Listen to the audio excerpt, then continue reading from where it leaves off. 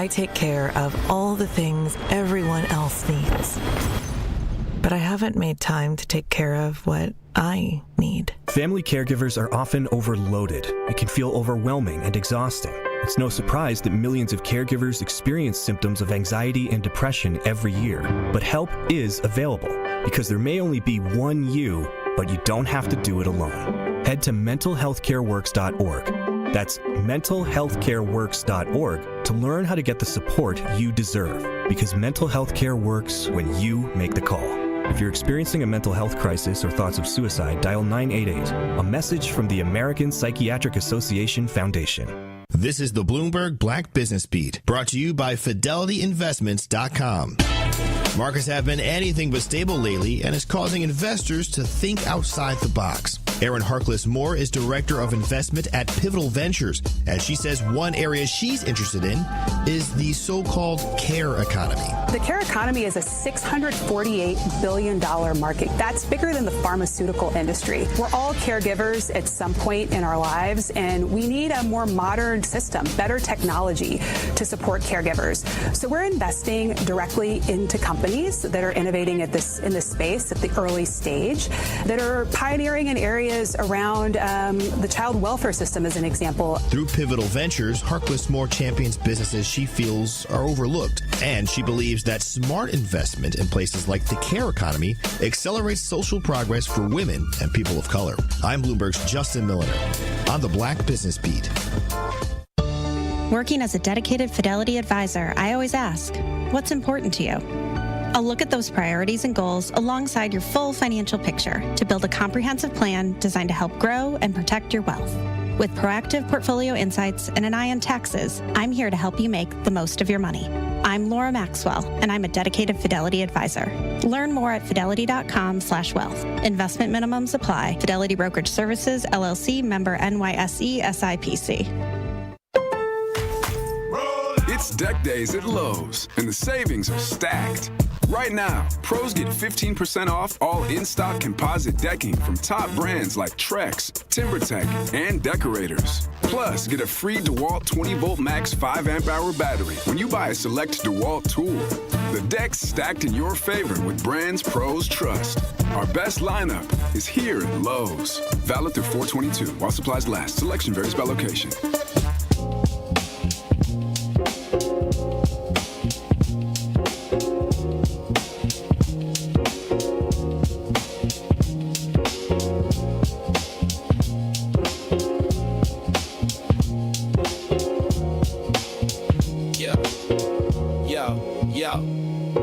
He steps to the mic with a boom, ping, ping. Wisdom sharper than a beast's fierce sting. Words like fireflies that light the night. He turns the dark into blazing bright. Boom, ping, ping, the truth takes wing. Milwaukee's voice, let the city sing. Boom, ping, ping, hear the freedom ring. Sherwin's the king, all the airwaves king.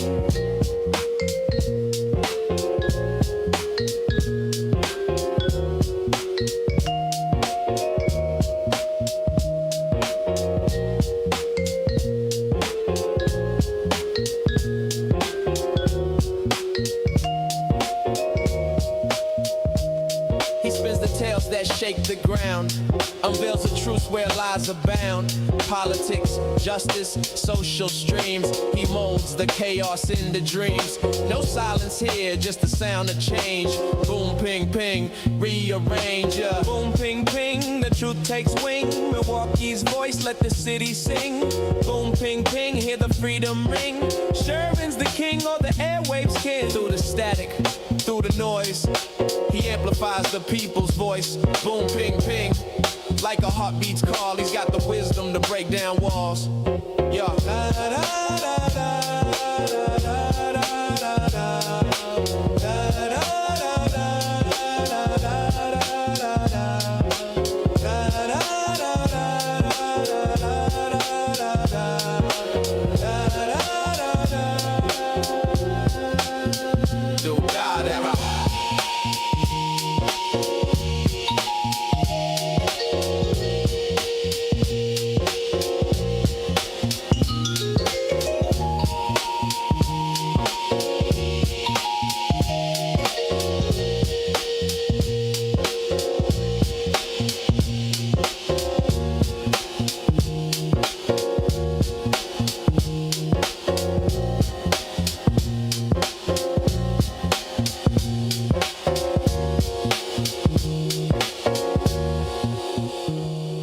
morning.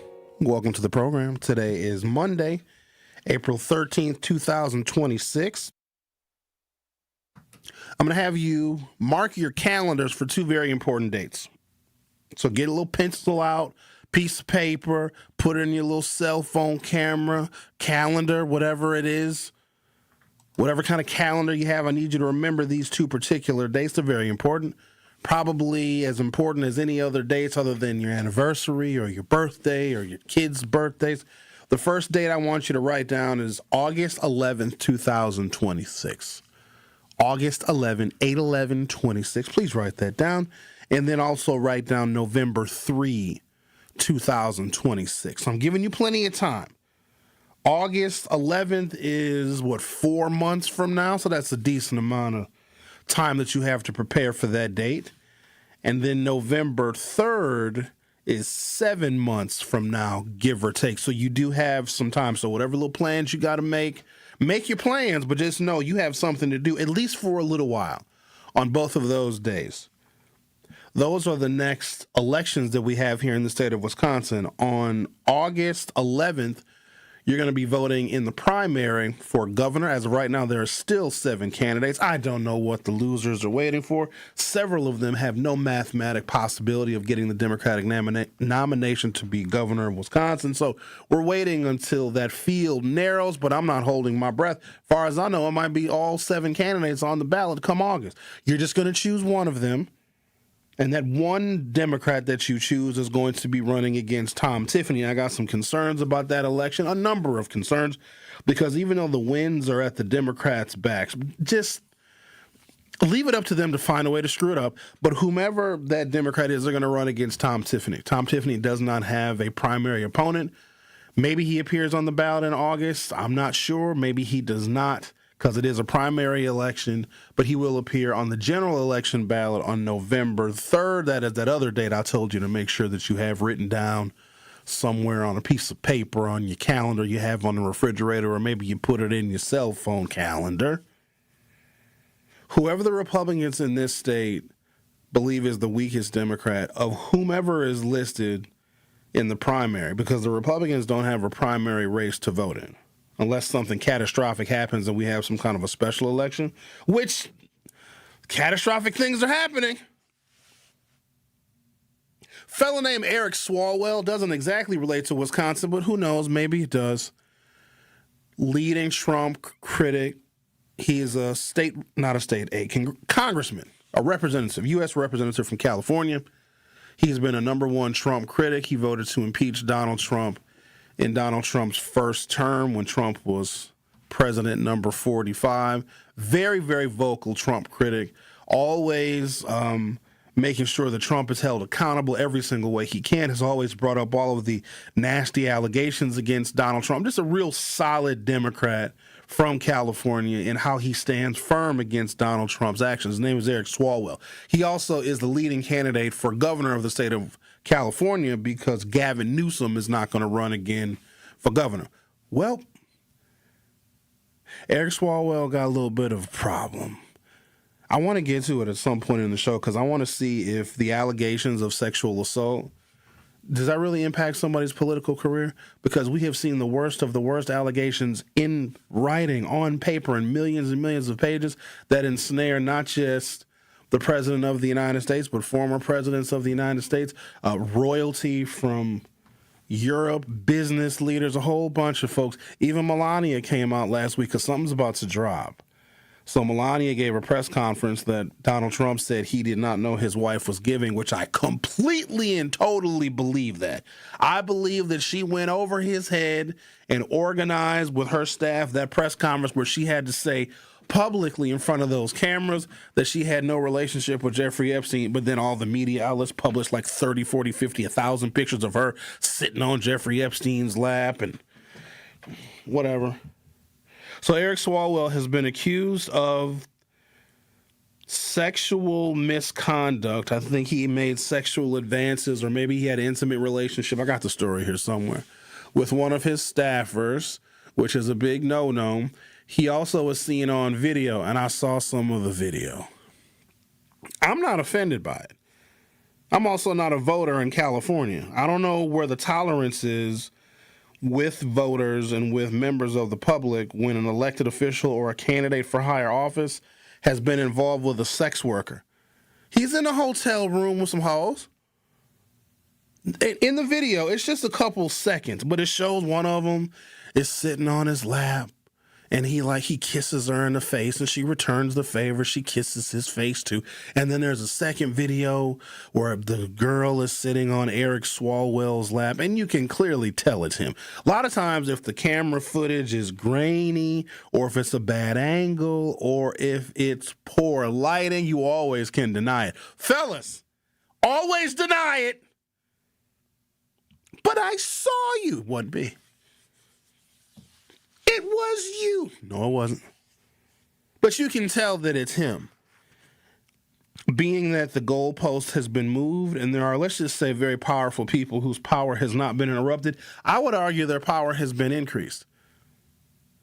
Because of, and I'm not saying this is a good thing, but if a candidate or an elected official has, now they haven't been convicted of anything, allegations of sexual assault or sexual misconduct, and or, in this case it's an and, they have been involved with a sex worker. Now, let me also state for the record that Eric Swalwell is married. I don't know the details of his marriage. For all I know, Eric Swalwell's wife gave him the money to pay for the hoe. That's none of my business. One thing that I've learned as I get older, stop trying to know and involve yourself in other people's relationships because you have no idea what's going on in other people's relationships, because other people's relationships is none of your business. So we're going to get to that. I'm wondering if attitudes have changed where if somebody is accused of sexual assault or if a man who's married is involved with a sex worker, should that disqualify him from their current position? And should that disqualify them for running for higher office? So we'll table that for a second. But I need you to know these two dates in Wisconsin before we get to hoes and elected officials in California. November 3rd, 2026 and August 11th, 2026. And I say that because I know a lot of you vote in different ways. And one of the great things about the state of Wisconsin is we give voters options. And that's what we're asking you today on the YouTube poll. I might need to clarify one of the responses. So YouTube poll of the day is, do you prefer to vote A, on election day, which is what I did. And that's when I came in that morning last Tuesday and told y'all that my polling location was not open because it was a building entry issue where the poll workers didn't have access to the building. The Sherman Multicultural Arts Elementary School on the 51st and the Locust. Poll workers didn't have access to the building. They couldn't set up the signs outside to say vote here. They couldn't get in to set up the machines and the cubicles in which you take your ballot. So I was turned away. Now, I did go back that afternoon and the polling location was open. In fact, that happened at several polling locations throughout the city, one of which was closed or not open until 7:40 a.m., even though the polls are, by state law, the polls have to be open by 7 a.m. and they are open until 8 p.m. by state law. One of the problems that I had, and I had a bunch of problems that day, because these elections that we have coming up are for the fate of the world. It's not just about, oh, I wonder who's going to provide more green energy tax credits. Or, oh, I wonder who is going to make sure that the boulevards have flowers. No, we're voting for some real significant things. And I am expecting more irregularities, because in any election that we have, because it's controlled by human beings, and sometimes human beings screw up stuff. So there's always going to be those irregularities, but I think there's going to be other malfeasance with the federal government trying to be much more involved, and maybe they send the National Guard troops. Hell, for all we know, in August in Milwaukee, there will already be National Guard troops here, so there ain't going to be nothing for them to man a few polling locations, especially in the Black African-American Negro neighborhoods where we clearly have no grocery stores. So we're asking you, how do you prefer to vote? Because I may be asking some of you to change your behaviors. That is why I want you to get these dates on your calendar many, many months ahead of time, because Sherwin Hughes feels much more comfortable when I go into the polling location and I go up to the table. My ward number is on the wall, Ward 159. I walk up to Ward 159, and it's two very old people there, and they have the poll book, and then I say my name, and I give my ID, and then one of them finds my name in the poll book, and they say to the other person, Sherwin Hughes, page 21, and then they point to my name, and they say, that's you? I said, that's me, and they look at my ID, and they look real hard, and the guy last time when I voted, he looked a little too hard at my ID. I'm like, come on, dog, what did you staring at? I got to make sure it's not expired. And then I sign my name in the poll book. They give me my ballot, number. I like the tactile experience, the manual, the analog experience of getting my ballot. And I go over to the little cubicle. Well, first I look left, and then I look right, see who's staring at me. I walk over to the little blue cubicle, that little light in it. It's got a little pin, and the pin is attached to a string because y'all be stealing pins. What do you steal pins for? What? Nobody writes anything. When's the last time you wrote? Usually if you're writing something, you're signing something at a place that has the pen for you to sign it. No one needs to steal pens anymore. However, the pen has a little white string on it, so you don't steal it. You lay your ballot down, you look at your ballot front, back. You probably have a good idea of who you are voting for. You fill in the little circle. I try to make my circle real neat. I don't want to go outside the lines on my circle, and I read the ballot up and down and down and up. And a lot of those elections and a lot of those positions, there's no opponent. So if there's no opponent, I'm not giving you a vote just by default. I don't know you like that. Just going to give you a vote just because you don't have no opponent. Not I said to fly. And then I walk over to another person. And there's a machine. It's got a slit. You slide your ballot in the slit, and it makes the sound of approval when everything on your ballot is filled out correctly. It doesn't sound like that, but it's something close.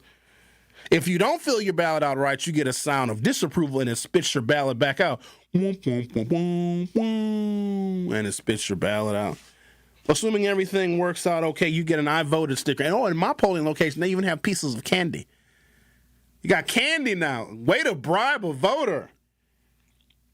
I think more of us should do that because here's what we found. 269 absentee ballots were not counted for the Tuesday, April 7th election.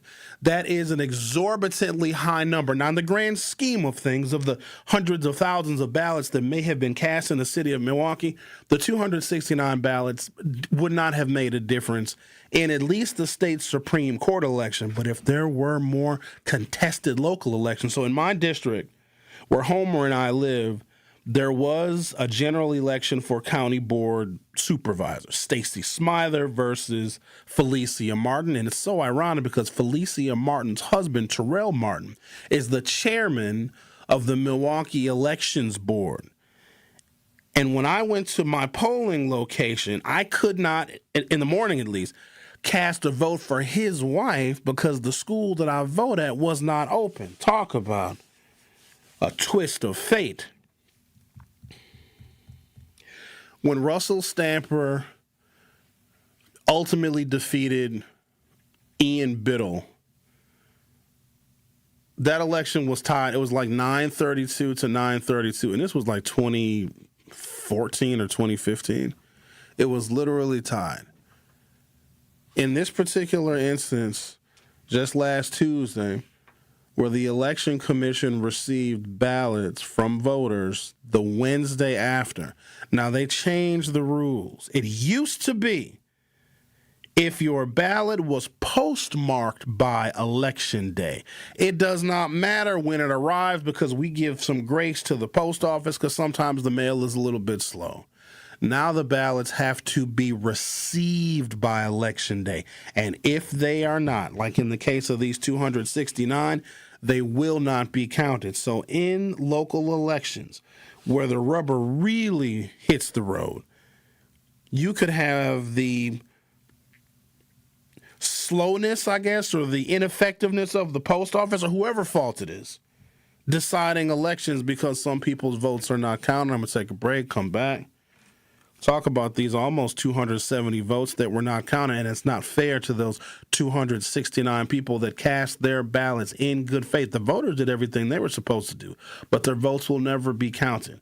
I am expecting more malfeasance in not just August, but also November, so I'm encouraging people to the best of your ability. Vote in person. Don't vote by mail. I don't even want to vote early absentee. And I know I'm not supposed to be saying this because we're trying to encourage people to vote any kind of way they can. I'm not going to go to a place. This is Sherwin now. You may think differently, and you probably do. I'm not going to go to a place that I don't traditionally vote at, cast a ballot, and then on election day, my ballot then gets transported by God knows who, driving God knows what to my polling location where my ballot is then open on election day. I don't like that. I don't like that. The Truth with Sherwin Hughes will be right back. Don't touch that dial. The Truth with Sherwin Hughes will be right back on 1017 The Truth, The Truth app, and 1017thetruth.com. Truth Nation, it's that time again for the Lowe Community Cleanup. Mark your calendars for Saturday, April 18th from 8 a.m. to 12 p.m. as we come together to clean up the city of Milwaukee. Be part of making a difference in our community. The Lowe Community Cleanup, Saturday, April 18th, 8 to noon. Sponsored by Milwaukee College Prep, Steinhoffels, Cousin Subs, Waste Management, and presented by the Milwaukee Metropolitan Sewerage District, your clean water partner, serving Greater Milwaukee for 100 years. You're a hard worker. Provide for your family and help out in your community. You've been there for so many others. But when life challenges you, when rising costs, unexpected repairs, medical bills, or simply a rough stretch make it hard to keep up on a limited or low income, you're not alone. Your local Wisconsin energy and emergency assistance providers are here for you, working together to keep you safely in your home and your heat and power on. If you're struggling with high utility bills, facing a disconnect notice, or dealing with a furnace emergency and your limited or low income isn't enough, support is available. Visit www.heat.help or call 1-800-506-5596 to apply for a hand up. The Truth with Sherwin Hughes returns after this on 1017 The Truth, The Truth app, and 1017thetruth.com.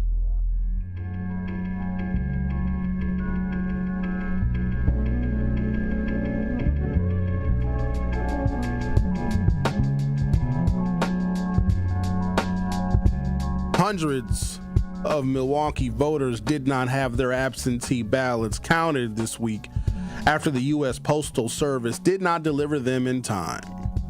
On Thursday, April 9, city election officials said they're concerned and so far have not gotten an explanation for how it happened.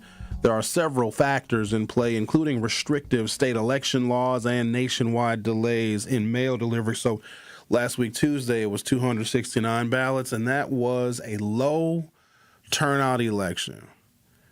In fact, last April, where we had another state Supreme Court race and a race for Wisconsin's state superintendent of public instruction, there were several 100,000 more ballots cast in last year's April election than this year's.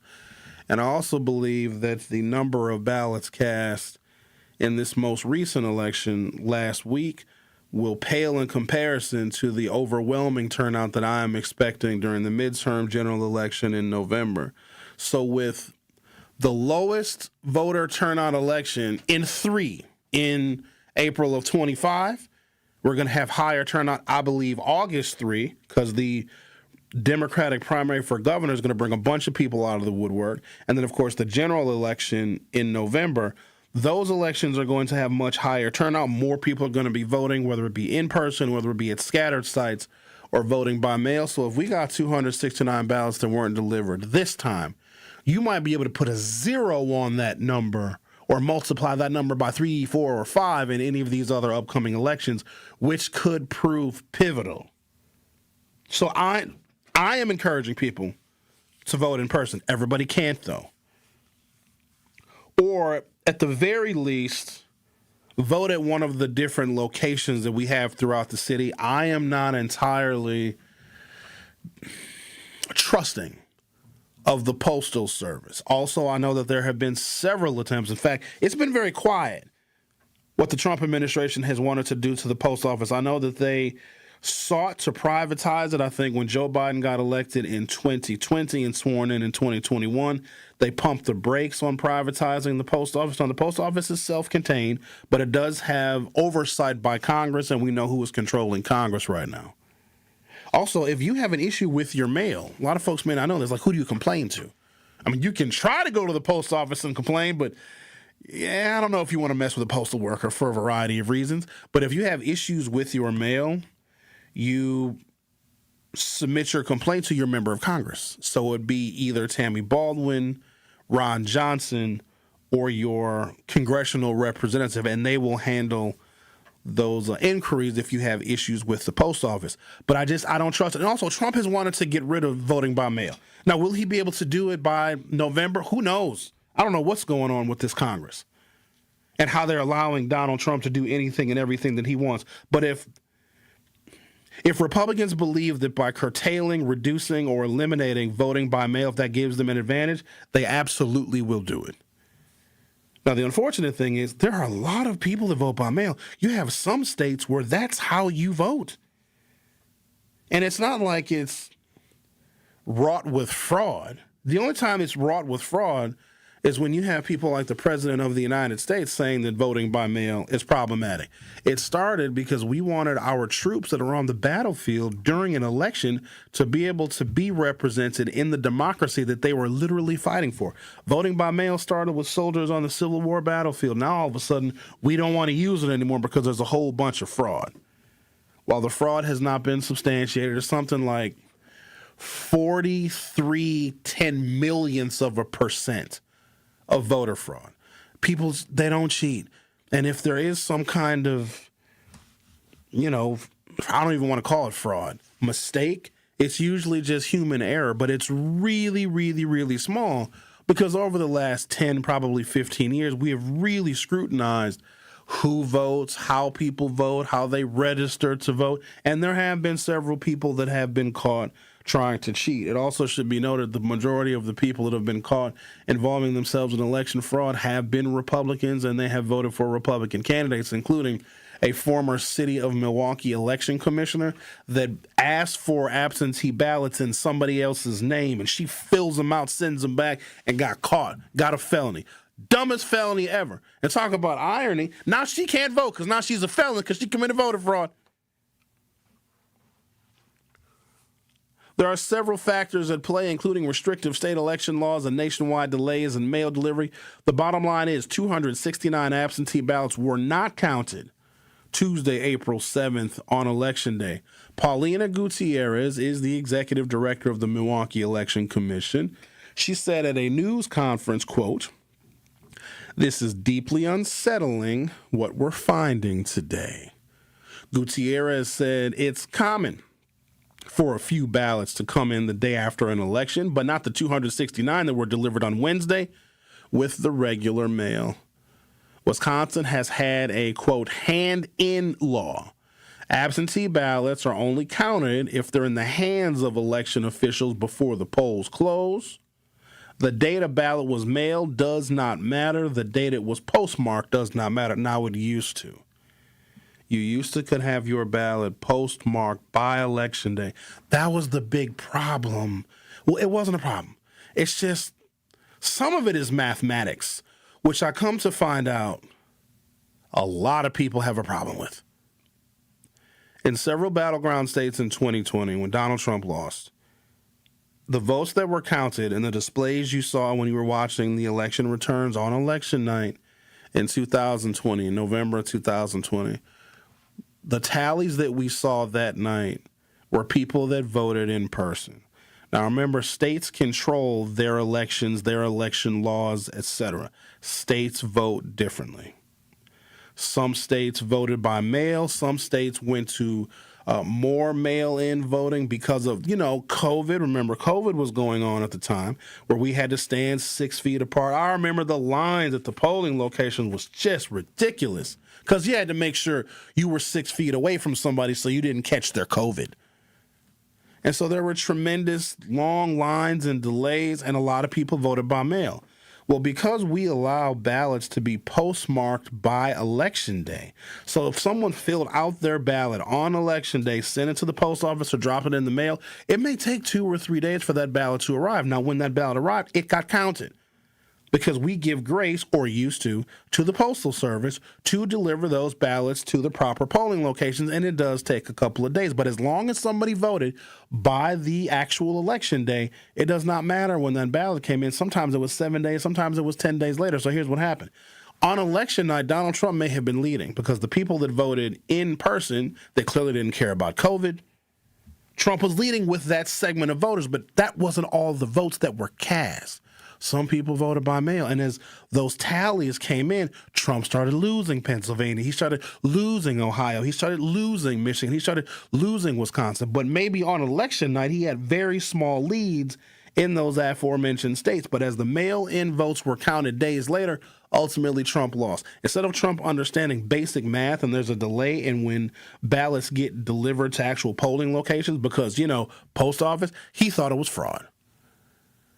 And now he wants to make sure that never happens again by trying to reduce, if not fully eliminate, voting by mail. I'm not saying the president is going to be able to do that, but there may be some more difficulties and deficiencies if you choose to vote by mail. So I'm going to say this. I'm going to take a little break.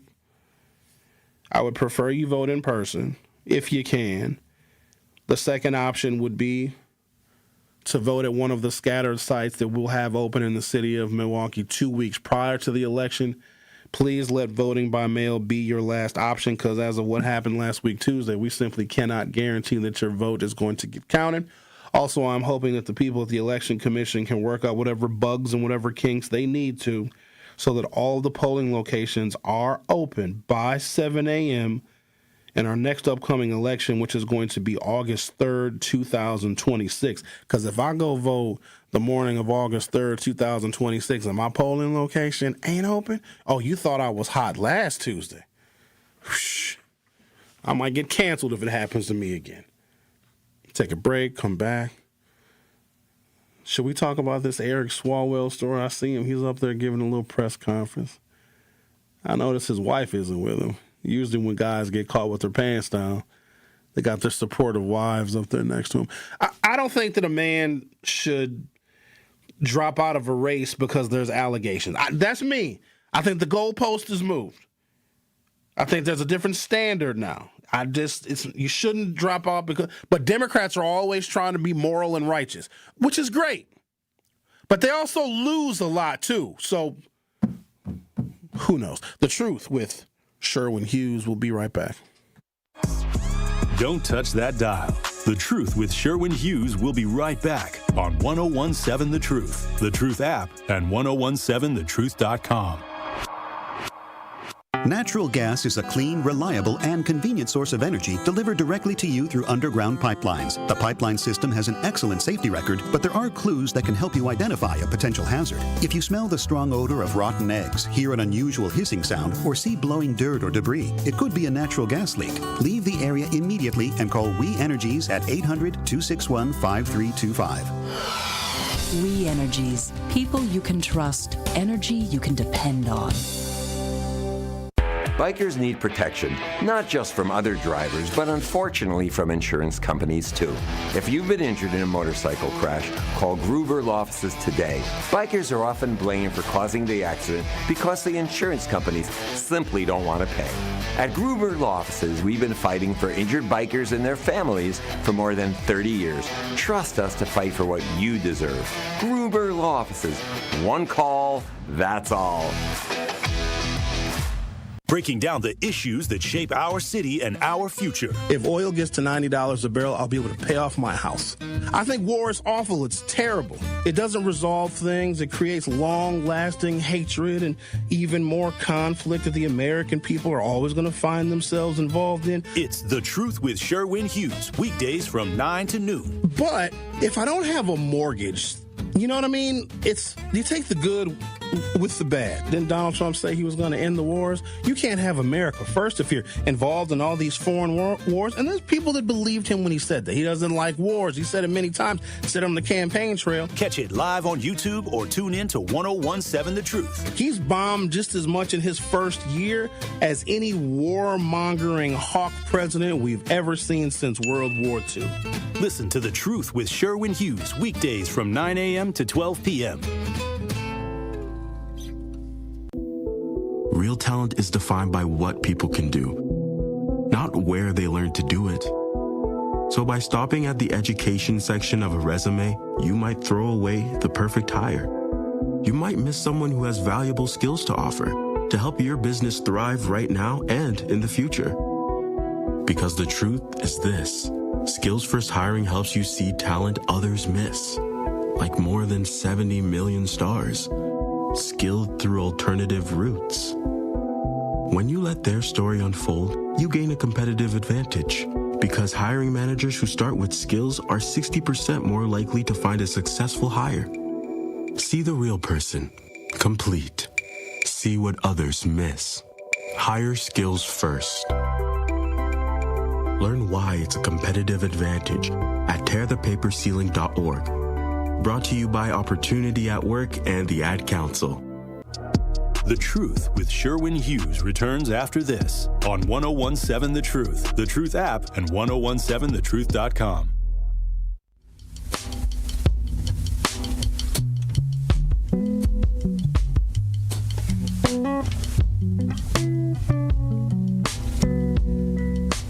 We know she's thinking about it.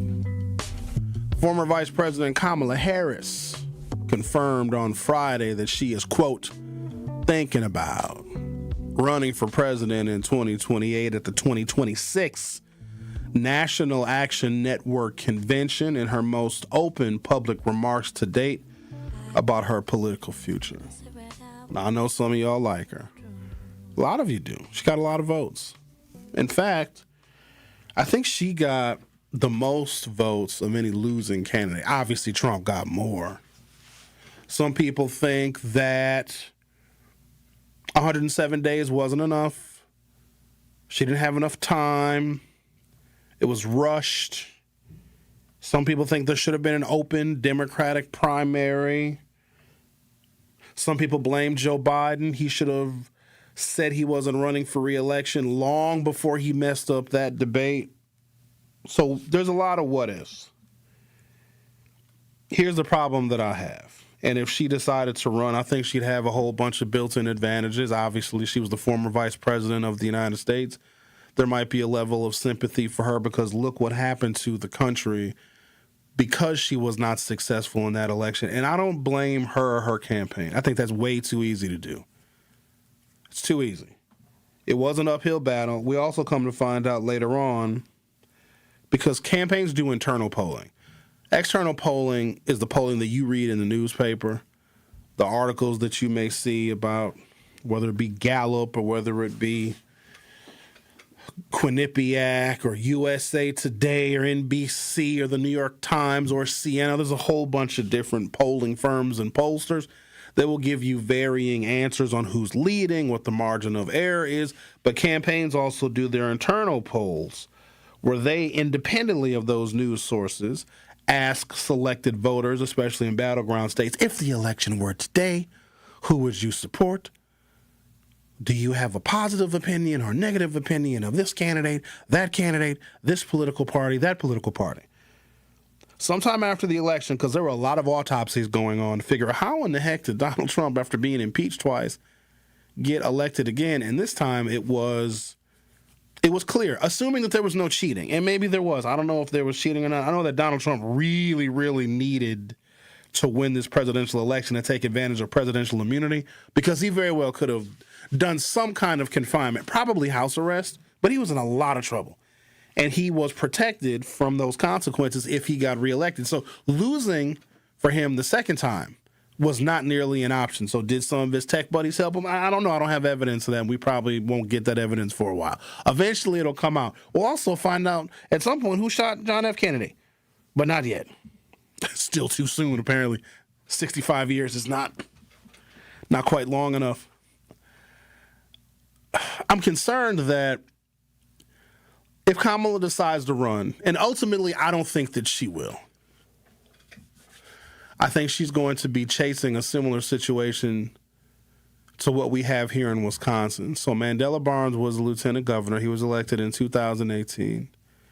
He decided in 2022 to not run again for lieutenant governor, a position that he had been elected for 4 years prior. He resigned his position as lieutenant governor and ran for the U.S. Senate against Ron Johnson, which at the time seemed like a really good idea. Someone needed to run against Ron Johnson because statistically he was, in fact, the weakest Republican in the whole of the U.S. Senate. So Mandela took a risk, and I supported him in that endeavor because I might as well. Gave him a little bit of money, interviewed him a few times, everything was great. Well, he lost. And Ron Johnson got reelected, and Ron Johnson is arguably, he's always been a dolt. He's not smart. In certain positions,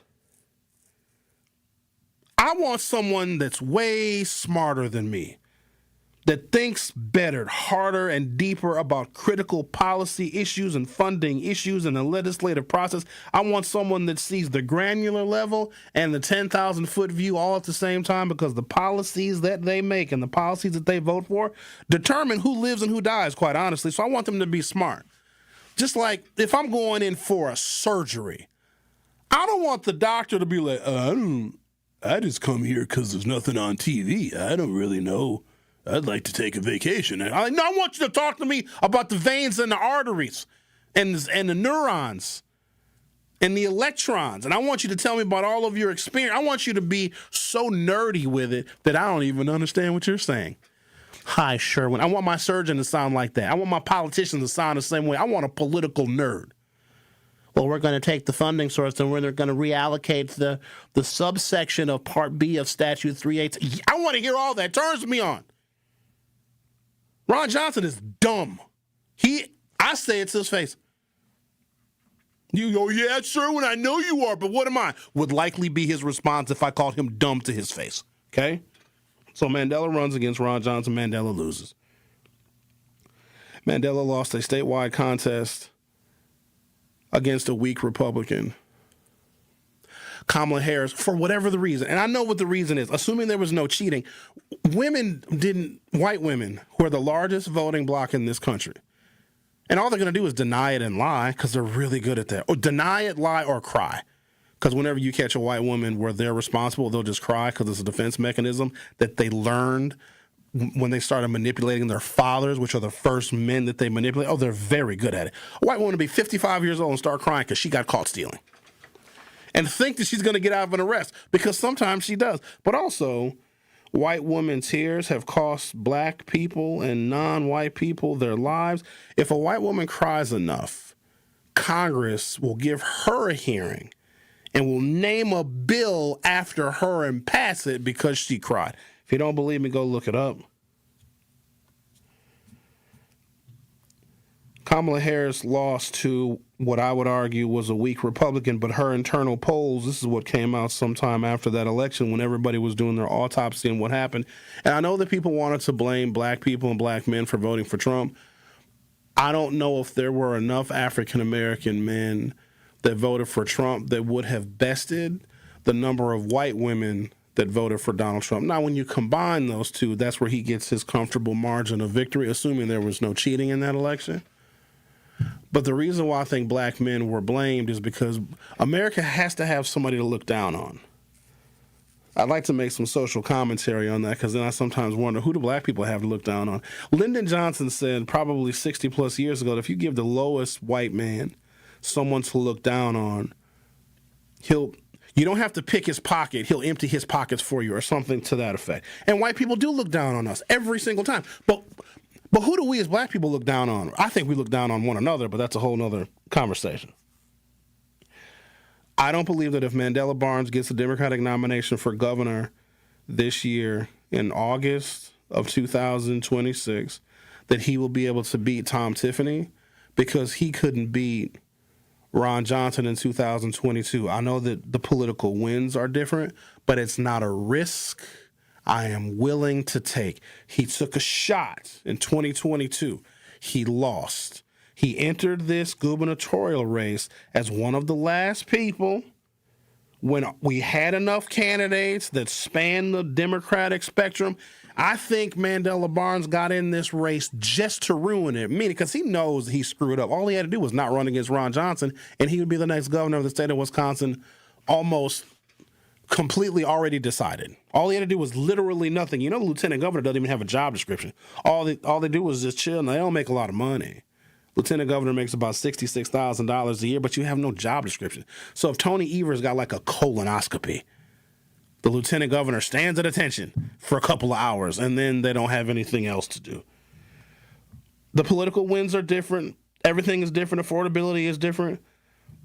But the campaign that Mandela is running right now is almost identical to the one that he lost in 2022, and we simply cannot take that risk. And he got into the race even after everybody told him not to get in. His friends, donors, voters, community members, and he said, screw you, I'm going to get in anyway. The arrogance of that man. It's terribly upsetting because it could potentially throw the gubernatorial election to a Republican, Tom Tiffany, who is a Donald Trump sycophant, and we just don't need that here. Kamala Harris is doing the same thing, even by considering, and maybe she throws her hat in, she'd raise a whole bunch of money, the campaign might have a lot of momentum, and she may have learned a whole bunch of lessons, but if I look at the grand scheme, taking what white women did and putting that aside, so white women notwithstanding, because they're always the wild card, even though they shouldn't be. If women just voted together, y'all would kick our asses as men. We would just be out of luck. But, you know, and women stick together in sisterhood. No, y'all don't. You know that. It's a girl that you work with right now, ladies. You hate her. You staring right at her while you listening to me. Here, let's both stare at her.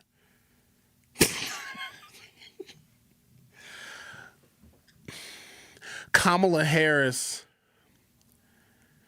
was preventative medicine. She would have prevented Donald Trump from getting reelected. She would have prevented Donald Trump from evading prosecution and confinement.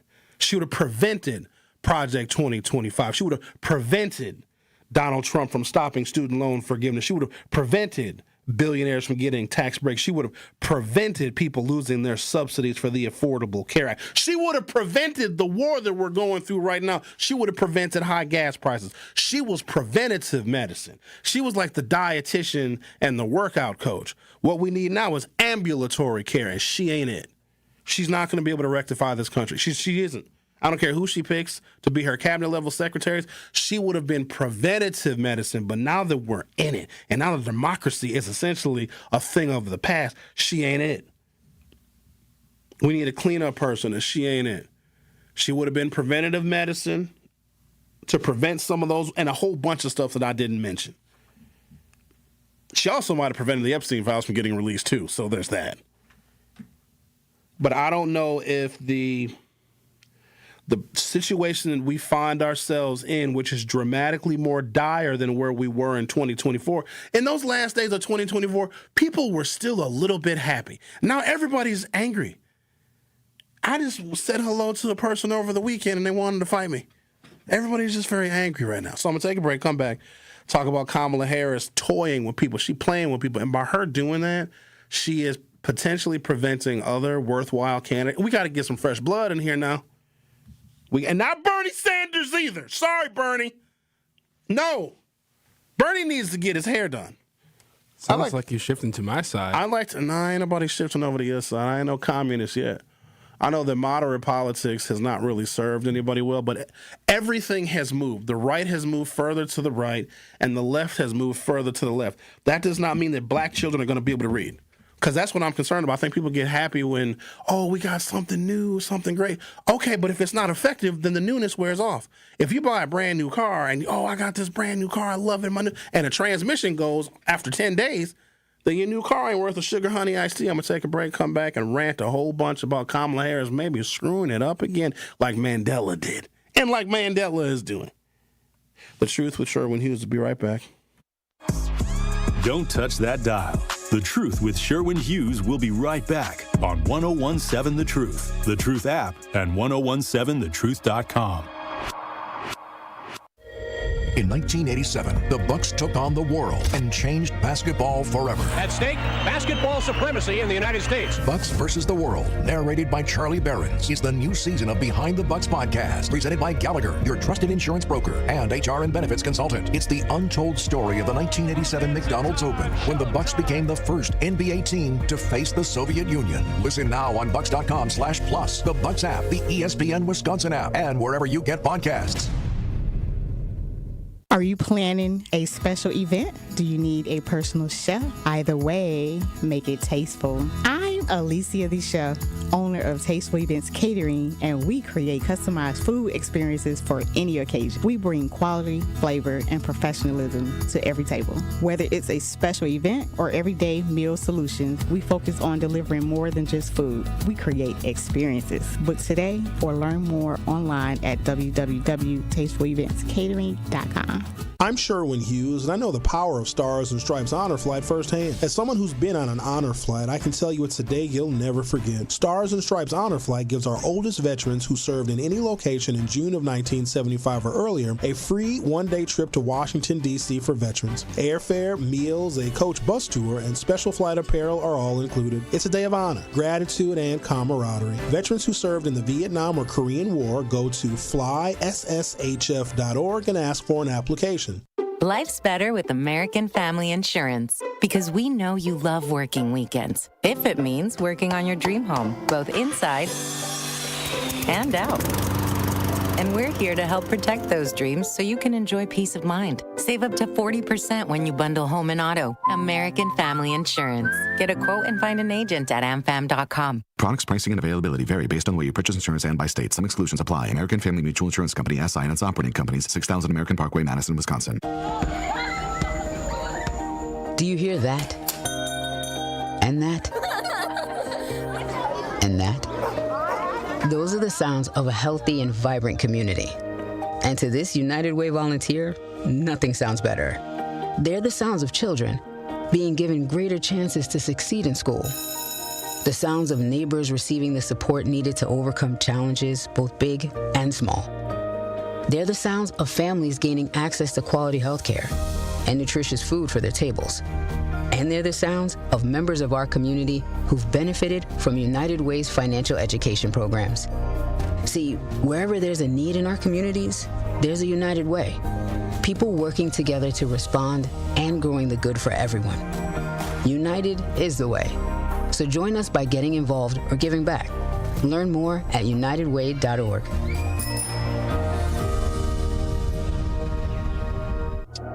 The Truth with Sherwin Hughes returns after this on 1017 The Truth, The Truth app, and 1017thetruth.com.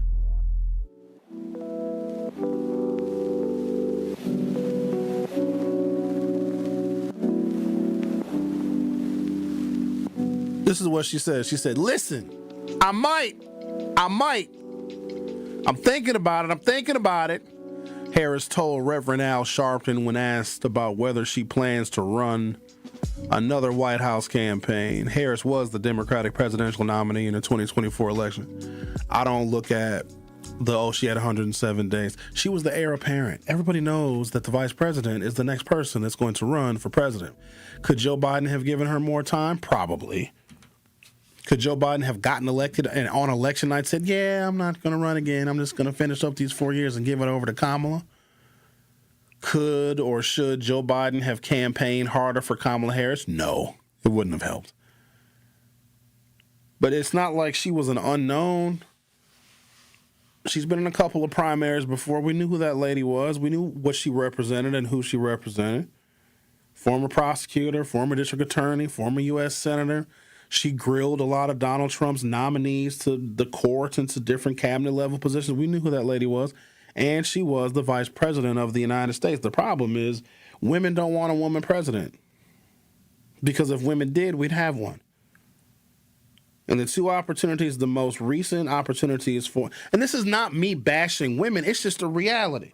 But also the political climate that we were in when Kamala was running was warning. We were being warned. And we didn't heed any of the warnings because for some reason we're like, oh, won't be that bad.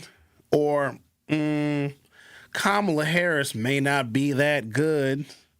But then there's this Project 2025 thing that nobody took seriously. Like, they're following that joker page by page by page. And even worse things are happening to the economy, the prices of energy, the exposure in the Epstein files. It has gotten dramatically worse. Kamala Harris was running ahead of those worst-case scenarios. Now the worst-case scenarios are here, and we need someone who's going to clean all of this up. And I'm not saying that she can't. But where her campaign was the strongest would have been preventing some of these things from happening. And now that they are here, and also think that a lot of the things that have taken place, like DEI stuff, it's not coming back. It's not coming back. However many federal positions throughout the federal government that led to something like 300,000 black women getting laid off because positions were considered diversity, equitable, and inclusive. Whatever allocations by Congress for those positions, there's not going to be another bill to bring that stuff back. Some of the things that Donald Trump did, that's why Kamala Harris would have been great to have been elected in 2024, because she would have prevented the ending of DEI. A lot of times in the federal government, when a program gets dissolved and the money gets reallocated somewhere else, like immigration, that's a whole nother one, immigration and customs enforcement. You wouldn't have no-knock raids. You wouldn't have children getting detained. You wouldn't have family separations. You wouldn't have ICE agents waiting in the damn pickup line of an elementary school and snatching parents out of their minivan and having the baby come out of the damn school wondering where mama and them at. She would have prevented a lot of that. I don't know if she is the one to clean it up because the political era that we were in at the end of 2024 is so different than right now. I think that she is she's running interference, that's for sure, because there are several people that wouldn't even think about entering the race if she got into it, because the Democratic primary for president is going to look like and remind us of the 2016 Republican primary when Donald Trump was just beating, bludgeoning, and disrespecting, because that's how the Democrats are going to have to play, because everything is at stake. And you can't, like these Democrats here in Wisconsin are running for governor. It's an event tonight that I'm opting not to go to because I don't even want to hear him talk. Well, I agree with my opponent. Oh, no, I love that. I love that plan for you, Joel Brennan. I love it. Can we all hug? I need some foot to ass. Y'all over here soft pretending like the whole world ain't burning down in Wisconsin. It's going to be ground zero. That's what we going to need in the Democratic presidential primary in 2028. The Truth with Sherwin Hughes will be back for hour 2. Don't touch that dial. The Truth with Sherwin Hughes will be right back on 1017 The Truth, The Truth app, and 1017thetruth.com. Need a way to hype up your day? Hello, is this Shirley? This is she. Shirley, you are our Gruber 5K giveaway winner this quarter. Congratulations. What would you do with $5,000? Going to look at buying me a pickup truck. That will be some of my down payment. Stay tuned into 1017 The Truth for your chance to be entered into the Gruber Law Office's 5K giveaway. For contest rules, visit 1017thetruth.com. I love you guys. Milwaukee business owners, this is your moment. Every Friday at 8 a.m., call in to 101.7 The Truth for What the Business Is. Tell us what your business is, where you're located, and one thing you've learned along the way. What the Business is powered by We Energies, delivering the energy that powers local business. Fridays at 8 a.m. on 101.7 The Truth. Fridays at 8 a.m. on 101.7 The Truth.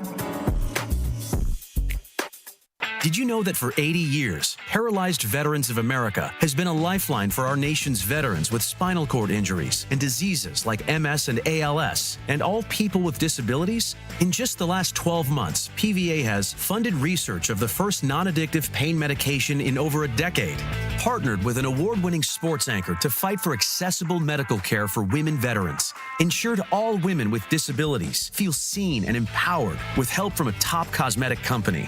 And that doesn't even include what PVA have done over the last 80 years, like secured the passage of the Americans with Disabilities Act, pioneered wheelchair basketball, helped design iconic landmarks, made the DC Metro a model transit system, and wrote and distributed resources in over 60 countries in 4 languages.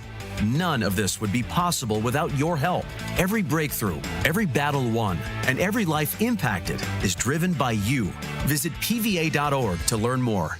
When I was diagnosed with Hodgkin lymphoma, I had so many questions. I didn't even know that it was cancer. Now I do. It is cancer. Blood cancer. It's actually one of more than 100 different types, and they're all treated differently. Now, unlike some other forms of cancer, usually there's no tumor. You can't screen for it to prevent it, and the symptoms can look like other things, so it could be hard to diagnose. I had a fever for weeks. I was so tired all the time. I didn't feel like eating or doing anything else for that matter. And I know that this can feel scary. But if you know what to look out for, you'll know what to tell your doctor. And you'll feel more empowered to take the next steps. Like getting in touch with the people who know the ins and outs and can help with everything blood cancer related. Blood Cancer United. They work one-on-one with each person who reaches out to answer questions and offer resources. Blood Cancer United was there for me, and they can be there for you. Go to bloodcancerunited.org to learn more. Get the truth and nothing but the truth with Sherwin Hughes every weekday from 9 a.m. to 12 p.m. on 101.7 FM, 1510 a.m. WGKB Waukesha, and W269DL Milwaukee, a locally owned Good Karma brand station. This is The Truth with Sherwin Hughes on 101.7 The Truth app, and 1017thetruth.com.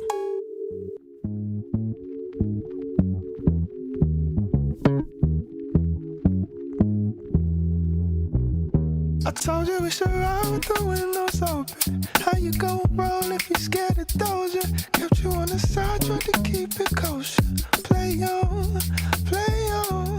Welcome to Hour 2 of The Truth with Sherwin Hughes. Kamala is lamenting running in 2028. Free country, she can run. Hell, I can run. She would have been, in my opinion, more preventative. There's too much that needs to be done. We need something that hasn't even existed before in Democratic politics. Because to some extent, what we've had got us where we're at. Now, here's the thing. We need wins. We need success. Some of the things that have transpired over the last year and some change have permanently impacted our democracy. And we're not going to be able to waste the time, the effort, and the energy. The 200 executive orders that Donald Trump signed might take 500 executive orders and 90 or 100 or 200 bills out of Congress to even begin to address the harm that was done structurally and institutionally to the democracy in America. Now, the Constitution is more of like a memorandum of understanding, like an advisory document. It is not something that needs to be followed. The President of the United States is committing war crimes as we speak, and people are just shrugging their shoulders.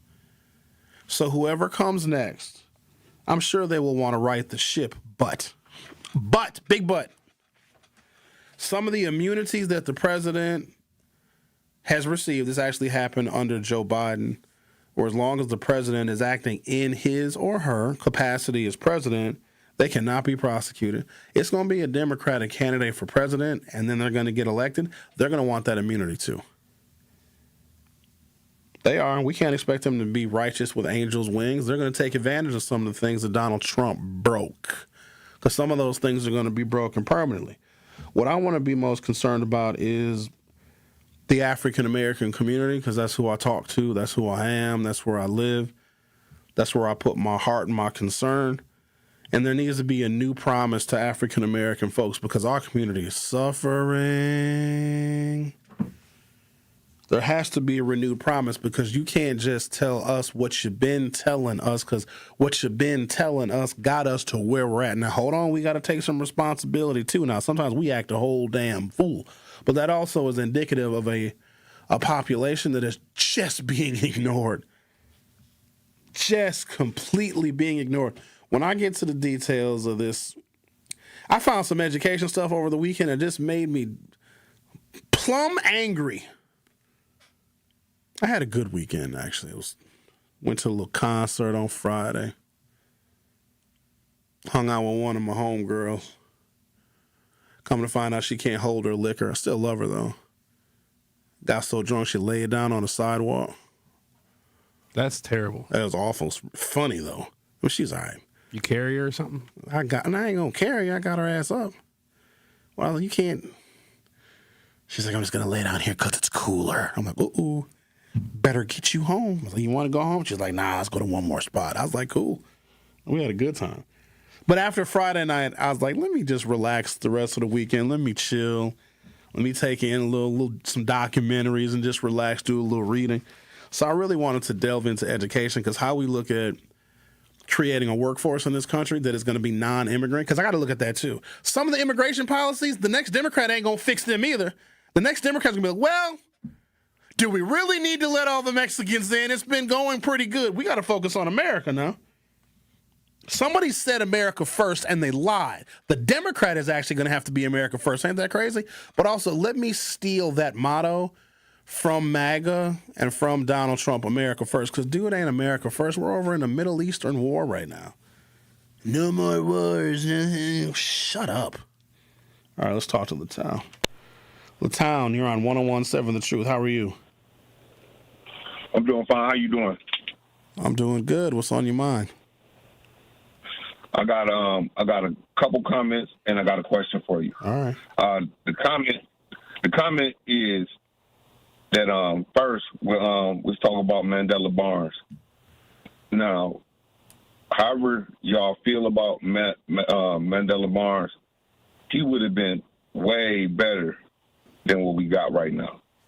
Way, way better. And nobody don't see that. Then Tony Evers? And okay. You think no, not as governor, as senator. As senator. Right. He would have been better than Ron Johnson. I think we can all agree on that one right there. That's right. So now, and you talking about wins and losses. That was a bad loss. That was a bad loss in my estimation. I'm talking about Kamala Harris. I feel like, and I still go back and forth with you with this stuff. She only had 100-something days, bro. She only had 100 days. When Trump got up in there, when as soon as Trump lost, next week he was up there campaigning for the next election cycle. So I think if so she have enough time to refine her message and cover up not cover up, but relieve some of the mistakes that she made before, like the View interview she did when she said she wouldn't have did anything different than Biden. Then I think she probably got a real good chance, because who better to go against Trump or whoever Trump is going to pick for the next president more than a prosecutor, because they've been, like you said before, they've been breaking mega laws. Now to my question for you is, who do you feel would be the best political guy for the Democrats? I don't know yet. I haven't heard from them. I don't know what their policy positions are. I don't know what their answers are to where we are as a democracy. I don't know what the renewed vision and promise is for working class people and for black folks in cities like Milwaukee. I can't answer that because I've not heard any of their responses to the things that are moving me deeply. I don't know what the response is to the war. You might have some Democrats that might be decent, might be polling well, but they might want to expand the war in the Middle East. So I can't tell you that. I know that a couple of names have been floated. Now, it's going to be a crowded primary because it's going to be such a free-for-all because our democracy is going to be in such shambles. Mark my words, the town. Anybody and everybody and their mama going to think they can be president in 2028. You're going to have some ridiculous clowns. And you're going to have some establishment folks. You're going to have some folks in the middle. You're going to have all sorts of folks. We got Andy Beshear. They like him because he's a Democrat in a red state, and he actually is getting things done in Kentucky. I personally don't think that whatever politically is happening in Kentucky is, you can generalize that to the rest of the country. You got a fella named Wes Moore, who's the former veteran, who's a current governor in the state of Maryland. They like Wes Moore. I'm scared of a black president because I know what the backlash is going to be, but they're talking about him. And of course, they're talking about the Gavin Newsoms out of California because he's tall, handsome, he got a slick back head of hair. So those are just a couple of the names. But of the names that are most credible, it ain't no women. Let me tell you why. And I don't disagree with some of the things that you said about Kamala. She could have did this better. She could have stated how she would have done stuff different than Joe Biden. None of that would have influenced white women to vote for her. We and our people and our candidates and our messaging that makes sense for us does not move white women. White women are the reason why she lost. White women are the reason why Hillary lost. So, and I don't know how to move them. I think white women just need a man to vote for. I mean, it seemed like the white women vote. They got Obama over the hump. You know what I'm saying? So it seemed like we can get to them, but we just had to have the right message for them included with what we want to do. I mean, good luck with that. But I feel like it's possible with Kamala Harris because, like, I mean, with all she said during her campaign, it happened. When she said when she said they was lying about 2025, the 2025 little brochure they had or whatever like that, all of that stuff is coming to true. Is coming true. So I mean, I think for if you want to. You want to catch a criminal, get a criminal prosecutor. You're being very logical. The way people vote is not always logical. And nobody read Project 2025. And of the people that did, most folks thought that it was impossible for all of those things, for any of those things to happen, because we assumed that Congress was going to do their job. Congress has not. Congress has bowed to the whims and the worst impulses of Donald Trump. So nobody believed Project 2025 because technically everything in that damn document is against federal law. So I don't know if people, most people just didn't read it. And like, oh, that's not going to happen. We also got to keep in mind the vast majority of voters in this country read at a 6th grade level. Project 2025 is master's degree level of understanding of the federal government processes. So there's that problem we're dealing with too. But who knows, man? We'll see as time goes on, but I appreciate your call. All right. Okay, then. I just think we need to have a man. And I don't need another black president. Unless also, because I was thinking about this too. The Obama coalition is never going to exist again. We're living in the past. Thinking the Obama coalition is going to magically resurface. Some of them have gone so far off the reservation, we are never going to get them back. There is a contingent of voters that we have to deal with that we ignore, and because we ignore them, they voted for Trump 3 times out of spite. There's a whole nother cohort of voters that never voted before, but they loved Trump in 2016. They loved his brash style, his America First style. They liked his bravado. They loved it. His machismo. They loved that he was anti-LGBT. They loved that he was anti-trans. They loved that he was America First. They loved that he was pro-business. They also loved the fact that he hated immigrants as much as they did because they're poor and they're struggling and they needed somebody to look down on. Trump gave them someone to look down on. It's these gang members and MS-13 people from Mexico. Perfect. Whoever that cohort is, they're still hanging on to Donald Trump. He still has 35 to 38% approval rating, with a section of this country. Them folks ain't never, that Obama coalition is dead. Now also, let me age you a little bit, because some of y'all think, oh, it was just yesterday. No, it wasn't. When 2028 comes around, that was 21 years after Barack Obama announced he's running for president. 21 years, meaning there are people that weren't even born when Barack Obama announced that day, that February in 2007, he was running for president, that will be 21 years of age in 2028. They weren't even born. They weren't even here for the Obama years. They don't know Barack Obama's president. You've got people, especially some millennials and some Gen Z. Gen Zs are very conservative. There's some Trumpers in Gen Z and Gen Alpha. I think for some reason, we're like, oh, they're all socialists. No, the hell they're not. In their formative years, Donald Trump was president or running for president. If you were born in 2010, 2028, you'll be 18. Donald Trump there's the 4 years of Joe Biden, but Donald Trump was president for the majority of your life. And that's just your developmental environment politically, not to mention if your family is a bunch of Trump supporters. So thinking that the Obama coalition is going to magically appear, we also cannot and should not recreate the economic crisis that we were in. And some of it is repeating itself because we're back in another Middle Eastern war. But we were in really, really bad financial shape. I would argue we were in worse financial shape in 2007, 2008, because you had banks were going belly up. Our automakers were pretty much done for.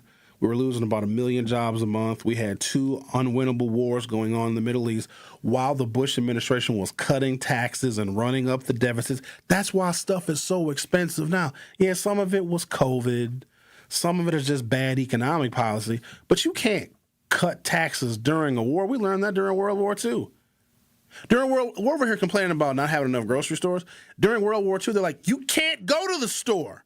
You have to have a victory garden. Actually, if you know anybody that was alive, well, there's not many left, but if you know anybody that was alive during World War II, we had to ration everything because it had to go to the war effort. They sold war bonds. The American people were investing in the war. Hi, buy these war bonds so we can buy guns and tanks and stuff. Here, buy a bond. They weren't cutting taxes. FDR raised taxes because we had to pay for the war. Now we don't do that stuff no more. We don't do pay as you go. We kick our debt down the road to future generations and just hope that capitalism will save them. It won't. It will not. Quote, listen, I might. I'm thinking about it. Kamala Harris told Reverend Al Sharpton when asked about whether she plans to run another White House campaign. Harris was a Democratic presidential nominee in the 2024 election. She didn't just have 107 days. That's an excuse. She had 4 years. Kamala Harris was vetted. Kamala Harris went and toured the country and campaigned with Joe Biden. Hell, the convention was here. The Democratic convention in 2020 was here. We knew who she was. She ran in 2016. Got mollywopped, ran again in 2020, got booted out in the primary. Joe Biden selected her. We analyzed her background 6 ways from Sunday when Joe Biden picked her to be the vice president, just like J.D. Vance. Let's say J.D. Vance, who knows what Trump does? Let's say Trump says he's running for a 3rd term, which at this point, who's going to stop him? And then he decides with 107 days left, this is Trump now, decided he's not going to run for a 3rd term. We ain't going to say that J.D. Vance only had 107 days to run for president. No, J.D. Vance has been running for president since Donald Trump got reelected in 2024. But we had to give a whole bunch of excuses because once the data shook out, it was clear. You have to cater to, first and foremost, the largest voting bloc in America. This is a reason why, one of the many, I don't think we're ready to go to an all-popular vote system for president. It sounds easy and matter of fact. It's how we elect everybody else. We don't elect our governors with how many votes they get out of certain state Senate districts. We don't do that. We don't elect our county executives and our mayors and our individual representatives based on some arbitrary math. It's just winner take all. You get the most votes, you win. You can't do that in America. Can't do it. Because at some point, candidates for president are only going to campaign in the 5 most populated states, because if they can maximize the vote in those 5 states, screw the other 45 states, and I don't want Wisconsin to get screwed. I like when the candidates come here, because guess who they come see? They come see your boy. But if we just go to an all-popular vote system, the 3.9, if we're lucky, 4 million votes that come out of Wisconsin is nothing. Hell, you can get more than 4 million votes out of New York City. So, no, I'm not ready for an all-popular vote system. I know that people don't like the Electoral College because it's a vestige to slavery, and that's what people say. You know what else is a vestige to slavery? America. The whole country. Everything from tipping culture to education to our tax structure, all of it. The borders of states, why you have 2 Virginias, why you have 2 Kakalakis, why you have 2 Dakotas. You don't need 2 Dakotas. Personally, I give it to Canada. I don't think we need any Dakotas, but whatever. What do I know? The Truth with Sherwin Hughes on 101.7 FM. We'll be right back. You are listening to The Truth with Sherwin Hughes on 101.7 The Truth app, and 1017thetruth.com. Truth Nation, it's that time of year again for the Tory Lowe Community Cleanup. Mark your calendars for Saturday, April 18th from 8 a.m. to 12 p.m. as we'll be cleaning up the city of Milwaukee. You can also safely get rid of hazardous household items thanks to MMST. Drop off your items from 8 a.m. to 2 p.m. at MLK Elementary School. We're talking things like all antifreeze, paint thinners, batteries, and pesticides. Sign up now at ToryLoweCleanup.com. The Tory Lowe Community Cleanup is sponsored by Milwaukee College Prep, Steinhoffels, Cousin Sub, and Waste Management.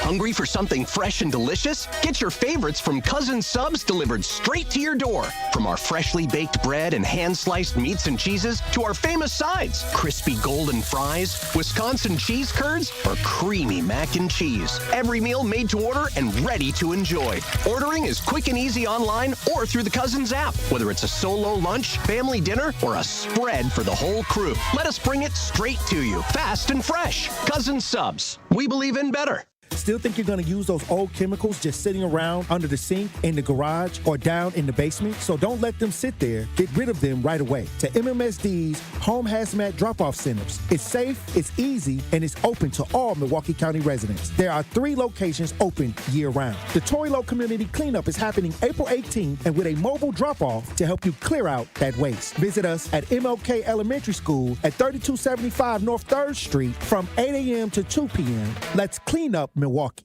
Discover your new favorite city, Milwaukee. Catch a sunrise over Lake Michigan. Sip your way through craft breweries. And dive into a dining scene that's turning heads. From museums and music to thrilling sports teams and buzzing nightlife, Milwaukee delivers all season long. Good things are always brewing on the Fresh Coast. The expert guides at visitmilwaukee.org have everything you need to fully plan every detail. Whatever it is you'd like to do in Milwaukee. Plan your trip today at visitmilwaukee.org. You served behind the desk. You served in combat. You did 4 years and got out. You were drafted. You gave 20 years. You gave exactly what your country needed. And so did you. When you raised your hand and swore an oath to your country, when you put your name on a dotted line, you became part of only 1% of Americans who did the same. You are a veteran. You are a veteran. You are a veteran. Because no matter when, where, or how you served, you made a sacrifice for your country, and you deserve support. If you're struggling with life after service, don't wait. Reach out. Reach out to a loved one, to a fellow veteran, to VA. Find resources at va.gov/reach. Brought to you by the United States Department of Veterans Affairs and the Ad Council. This is The Truth with Sherwin Hughes on 1017 The Truth app, and 1017thetruth.com.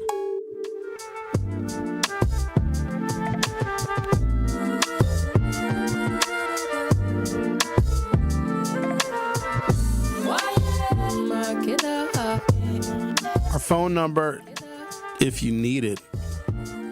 You can text or call with questions, comments.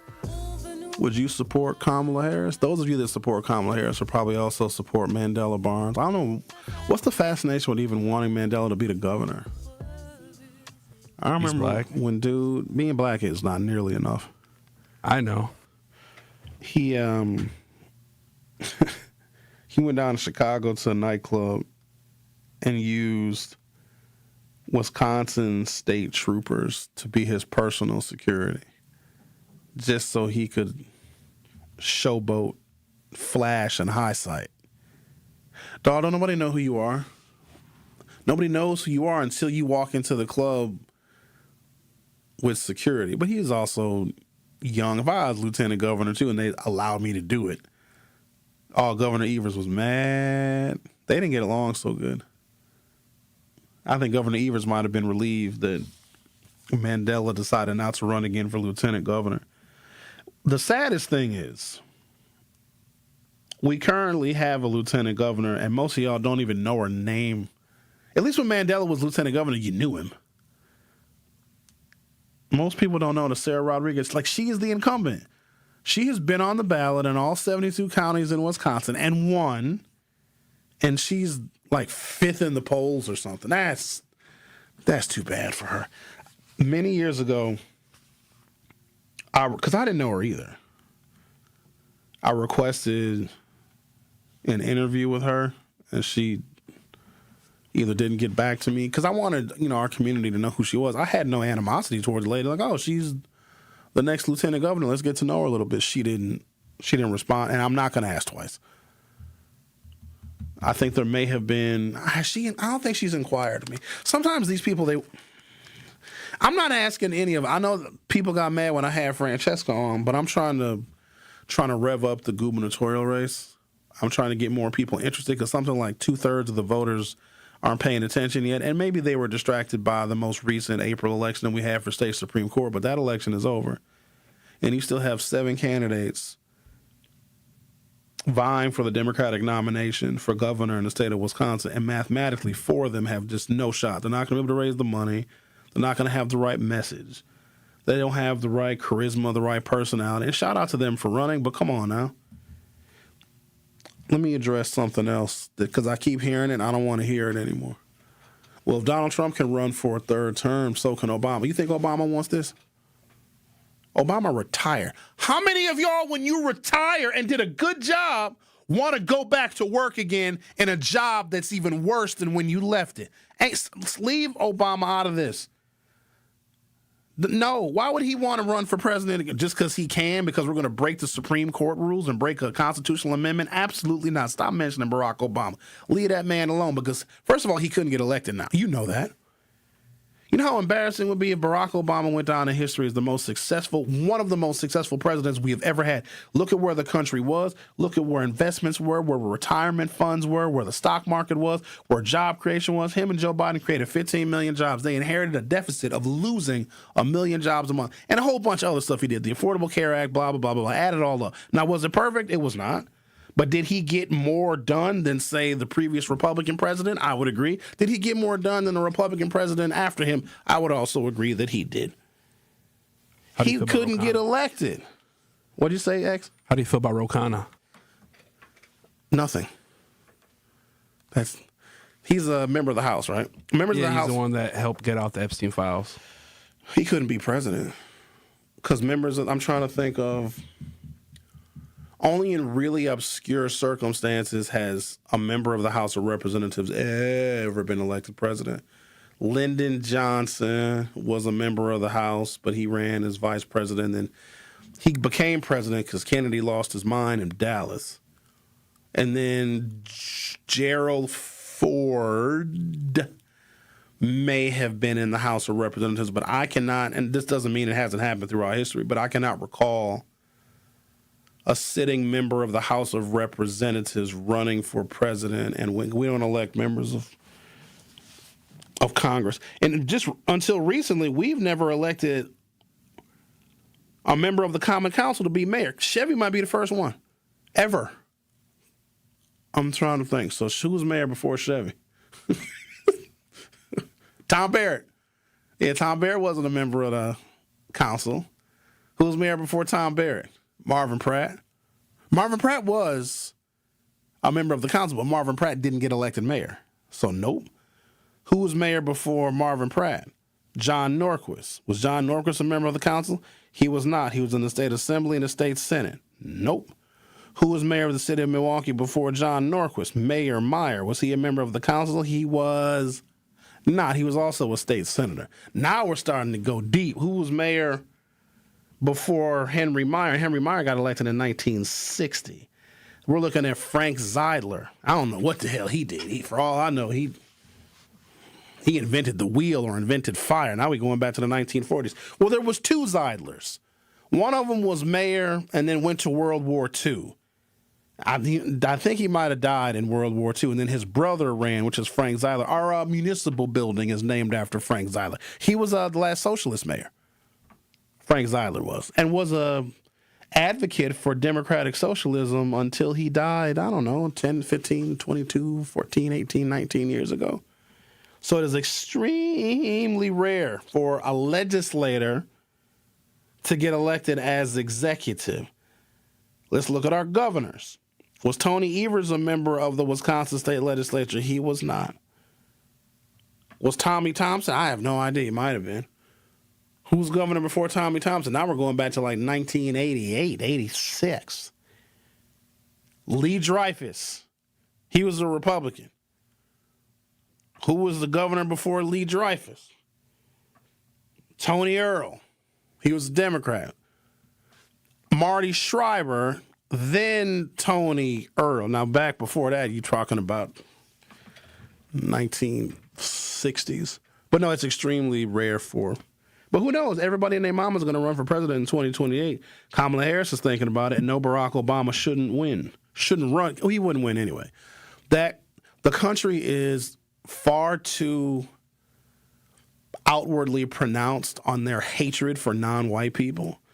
When Obama was running, people were so desperate. There were so many different constituencies that were hurting. Anybody that wasn't a Bush was somewhat welcome. And plus, Barack Obama knew that he was running in a country that was so hopeless, he just ran on hope. He didn't have a plan. So for black folks, really all we needed was white people to like him. We didn't like Barack Obama at first. Y'all remember back in the day when he won Iowa, he wasn't credible until he won Iowa, until he beat Hillary in Iowa, because that was the first contest. That was the first. At the time, I think Iowa had the first in the nation primary. Then they've changed them. Then South Carolina, and then New Hampshire, and then Nevada. They've all moved their primaries up because nobody wanted Iowa. Why does Iowa predict the presidential nominee in the first place? Have you ever been to Iowa? That is not a state that should be picking anything but corn and bunions. Just saying. Let Wisconsin be first in the nation. But no, Barack Obama shouldn't run again, because it still would be a violation of the Constitution. And you know he couldn't get away with that. Only white people can get away with violating the Constitution. And there would be a backlash. I don't even know if I want somebody black, because black people need more now. So a white person running for president would have to over-deliver for black constituencies to be considered. A black candidate wouldn't necessarily have to. There's still enough black people that would vote for another black president, because we think that either changes hearts and minds or that they're going to do right by us. It's not a good bet. The backlash will be more tangible than whatever we get from an African-American president, because black folks in office can only do so much for black people. Can we disagree on that basic premise?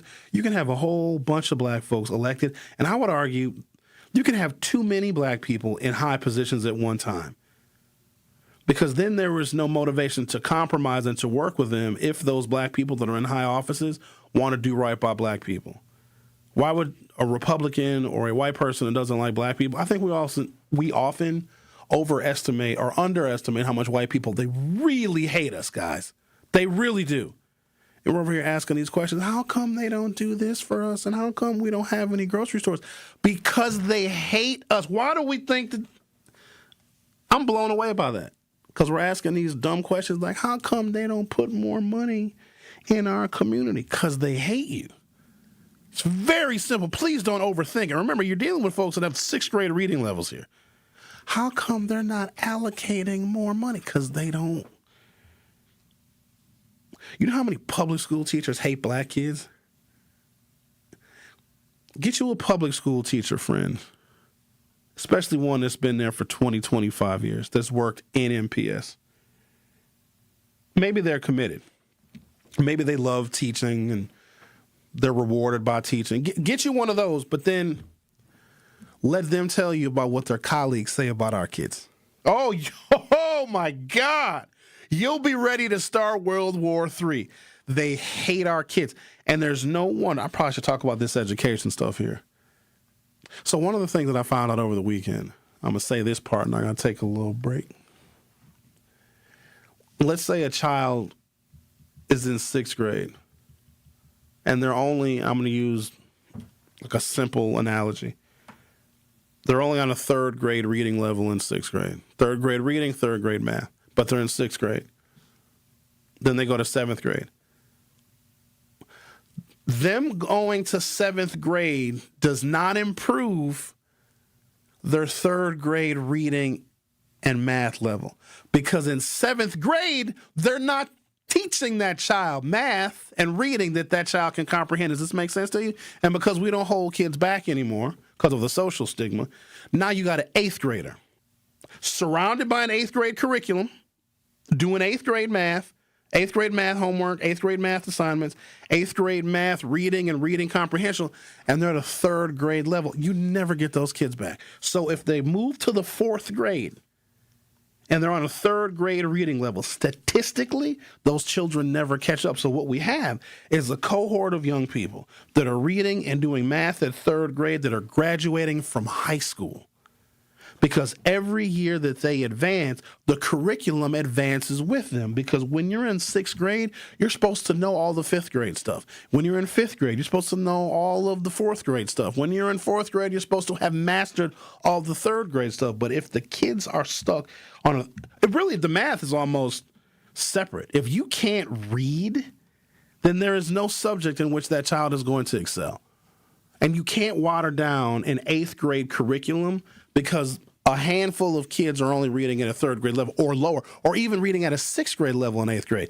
The 8th grade curriculum is for 8th graders, and if the children are not all on grade level, the ones that are behind, they never catch up because they ain't going to summer school. Their parents aren't getting them private tutors. So I'm going to talk about that and other things on the other side of the truth with Sherwin Hughes on 101.7 FM. We'll be right back.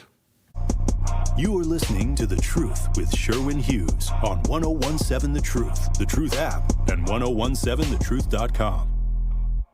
Brunch plans? Happy hour plans? Either way, get loaded. At Loaded Spud, we turn the classic baked potato into a full-on flavor experience. Swing through for brunch favorites like shrimp and grits and chicken and waffles, then come back afterward for happy hour in our loaded bowls, paired with cold drinks and a laid-back vibe. Enjoy happy hour from 4 until 10 p.m. with special prices on loaded potato favorites and drinks. Bring your friends and get your Spud on. Big portions, big flavor, no ordinary bar food. There's always a good time to get loaded. Stop in today at 789 North Water Street or visit online at letsgetloaded.online. Don't miss one of Milwaukee's favorite summer traditions, the U-Path Ride for Arts, presented by Miller Lite, returns Sunday, May 31st. Ride a fully closed 20-mile course across the Hone Bridge with incredible lakefront views. Kids 12 and under ride free thanks to the Brewers Community Foundation. All in support of Southeastern Wisconsin Performing Arts. 7 a.m. start, finish at U-Path Fest on Summerfest grounds. Register today at upathride.org. That's upathride.org. Real talent is defined by what people can do, not where they learn to do it. So by stopping at the education section of a resume, you might throw away the perfect hire. You might miss someone who has valuable skills to offer to help your business thrive right now and in the future. Because the truth is this: Skills First Hiring helps you see talent others miss, like more than 70 million stars, skilled through alternative routes. When you let their story unfold, you gain a competitive advantage, because hiring managers who start with skills are 60% more likely to find a successful hire. See the real person, complete. See what others miss. Hire skills first. Learn why it's a competitive advantage at tearthepaperceiling.org. Brought to you by Opportunity at Work and the Ad Council. Want to protect our planet? The air we breathe, water we drink, and land we share? Real progress begins with birds. Yes, birds. The very ones we see and hear every day. On a walk, in the park, or simply out the window. That's because birds are more than birds. They're symbols, sentinels that reveal the health of our planet and our people. And by helping them thrive, all of us thrive as well. Audubon is a place where birds matter, where habitats are protected, where communities are engaged, and where change takes flight. Because at Audubon, hope begins with birds. Progress begins with birds. It all begins with birds. Audubon. This is The Truth with Sherwin Hughes on 1017 The Truth, The Truth app, and 1017thetruth.com.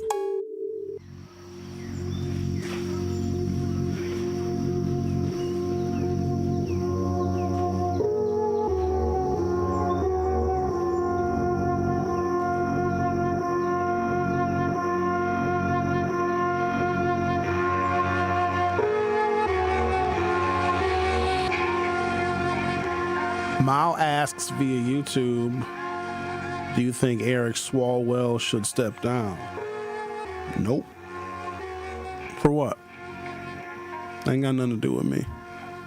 Personally, I don't think the Democrats are earning any points. I mean, he's probably supposed to because somebody accused him of some stuff. But he ain't been convicted. Listen, y'all. When people start responding to the accusation, then sometimes the accusations can be weaponized. I'm not saying he didn't do all that stuff. I'm just saying, first of all, I live in Wisconsin. I got stuff to worry about right here. Because if black children can't read in the city in which I live in, I don't care where Eric Swalwell is putting his little thing. Dang, that's California voters. California voters be on something totally different. California is a whole nother different place. If they don't want him running for governor, then that's a conversation that they have with them. What we got to stop doing, and we do it way too often, is because the problems that we have in our own town, too hard to deal with. It's too much. So we look somewhere else. Like, oh, yeah, that person in Alaska needs to step down. Ain't got nothing to do with us. I'm glad that Eric Swalwell gave up his presidential aspirations because he was just about the worst candidate ever. It's terrible. Should he step down? Okay, well, then Trump should step down. Let the Democrats stand on this kind of righteousness, and it doesn't get them anywhere. And I'm not saying that they shouldn't still be, quote-unquote, self-righteous, but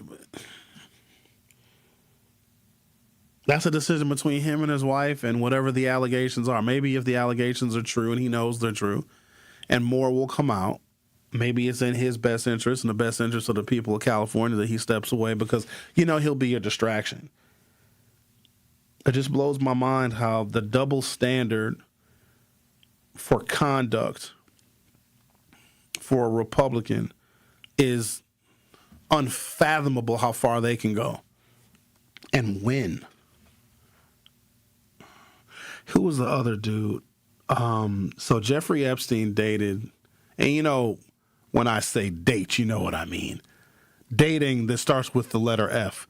And then there was another dude that also dated Melania. And so all this was in the Epstein files. They were shocked that Trump married her.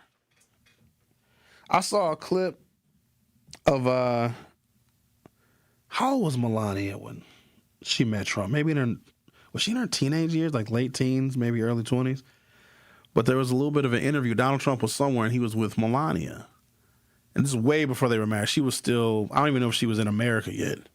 Or she was not an American citizen, I know that much.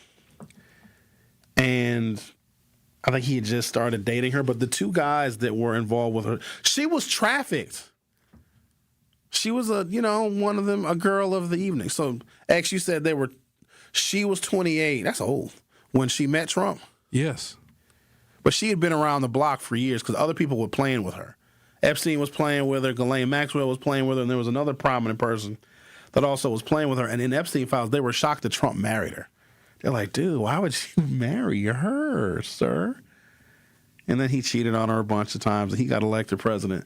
And it's crazy because white women voted for the philanderer.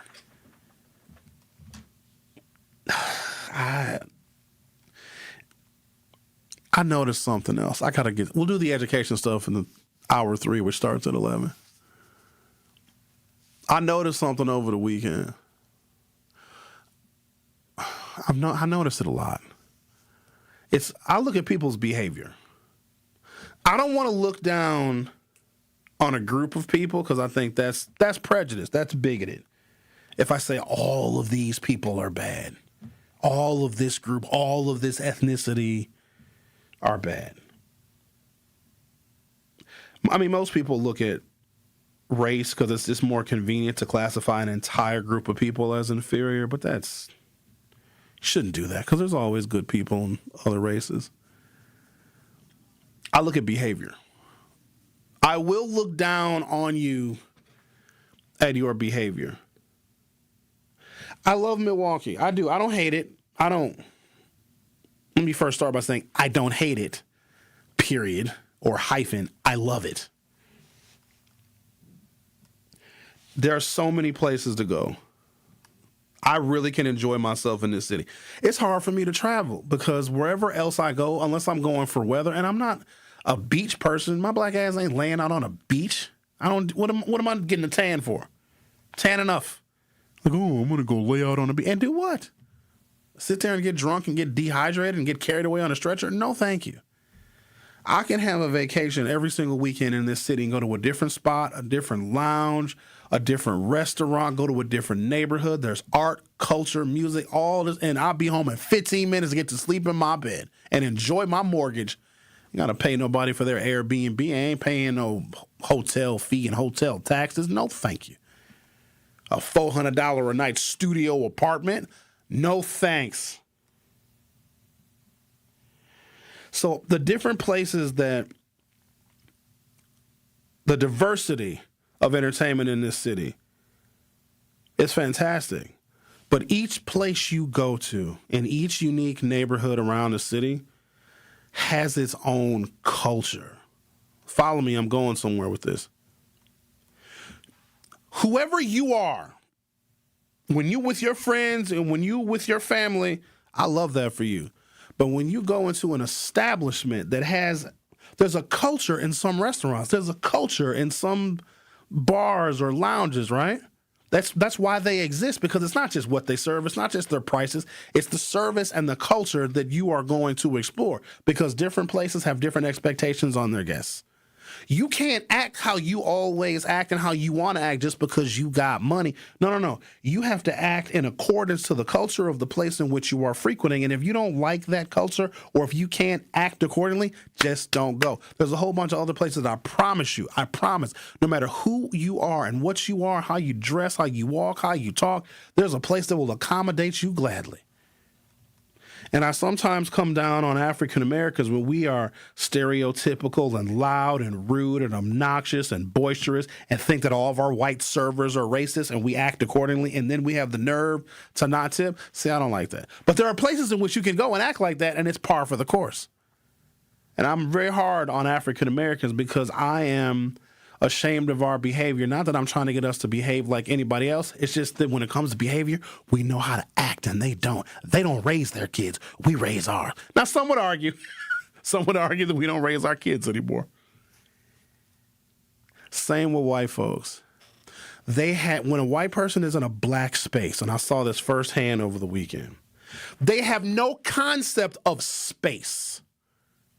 If you're black, and you in a crowded space, the dance floor is crowded, you can't do the running man and do backflip. You have to move. You're going to have to do a little two-step because that's all the space you got. Or you just going to have to bob your head. That's all you got to do because you don't have room for all that. White folks will come into a black space where you don't have room to dance, and it will knock people over. They'll find a little space between two people, and they'll sidestep over there and start doing a running man. They'll go over here and do a backflip. They have no concept of space. A white person will be walking down the sidewalk, think that everybody has to move for them.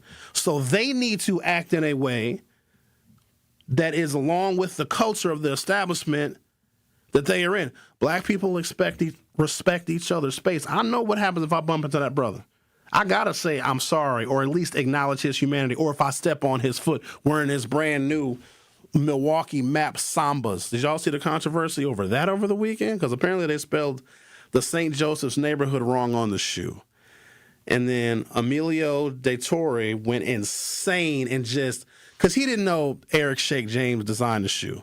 So Emilio, being ignorant, says, this is what happened when we sell out to corporate billionaires. They're so stupid and they misspell stuff on shoes. So dude is basically going in on Eric Shake James, who I had in the studio on Friday. But Emilio had no idea that Eric designed the shoe. I guess on one of these maps, St. Joseph's, because it's handwritten, it looks like it's spelled wrong, and they reproduce what was on whatever this map was, and they put it on the shoe. And Emilio is blaming corporate billionaires for being stupid and designing the shoe with a spelling error, not knowing that an African-American man right here in this city that does more for kids and more for black youth than Emilio ever did, and he had to issue an apology. It was a whole thing. I know he didn't make the Democratic Socialists look real good because the whole black community went after Emilio, and he had to take the little post down, had to do an apology. All right, take a break, come back. Oh, the world we live in. The Truth with Sherwin Hughes will be back in 3 minutes. You are listening to The Truth with Sherwin Hughes on 1017 The Truth app, and 1017thetruth.com. Truth Nation, it's your boy Tory Lowe, and I need to let you know the award-winning Tory Lowe Show can now be streamed live on YouTube. How? Every day from 1 to 4. Truth Nation, I am now bringing all the smoke on YouTube every single weekday. Hey, how? I need you to go to YouTube right now and subscribe to 1017 The Truth and check out the award-winning Tory Lowe Show live every afternoon. Milwaukee Black Talk is now streaming live on YouTube. Now that's powerful. An epic Brewers Pirates series is coming April 24th through the 26th. Kick it off with Star Wars Night on Friday the 24th. And check out a post-game laser show presented by ESPN Milwaukee. Then on Saturday the 25th, get a Brewers Windbreaker giveaway courtesy of Courts. Wrap up the series with Family Sunday fun and kids cheer free. Plus, the first 5,000 kids take home an Abner Uribe poster. Grab a seat at Brewers.com. Life's better with Drive My Way from American Family Insurance, because we know it's more than just a car. It's your escape pod, your adventure mobile, your memory maker. And we help protect the dreams that drive you. Personalize what you pay for auto insurance and you could save between 10 and 35%. American Family Insurance. Get a quote and find an agent at amfam.com. Products, pricing, and availability vary based on the way you purchase insurance and by state. Unsafe driving behaviors may increase your rate. American Family Mutual Insurance Company, SI, and its operating companies, 6000 American Parkway, Madison, Wisconsin.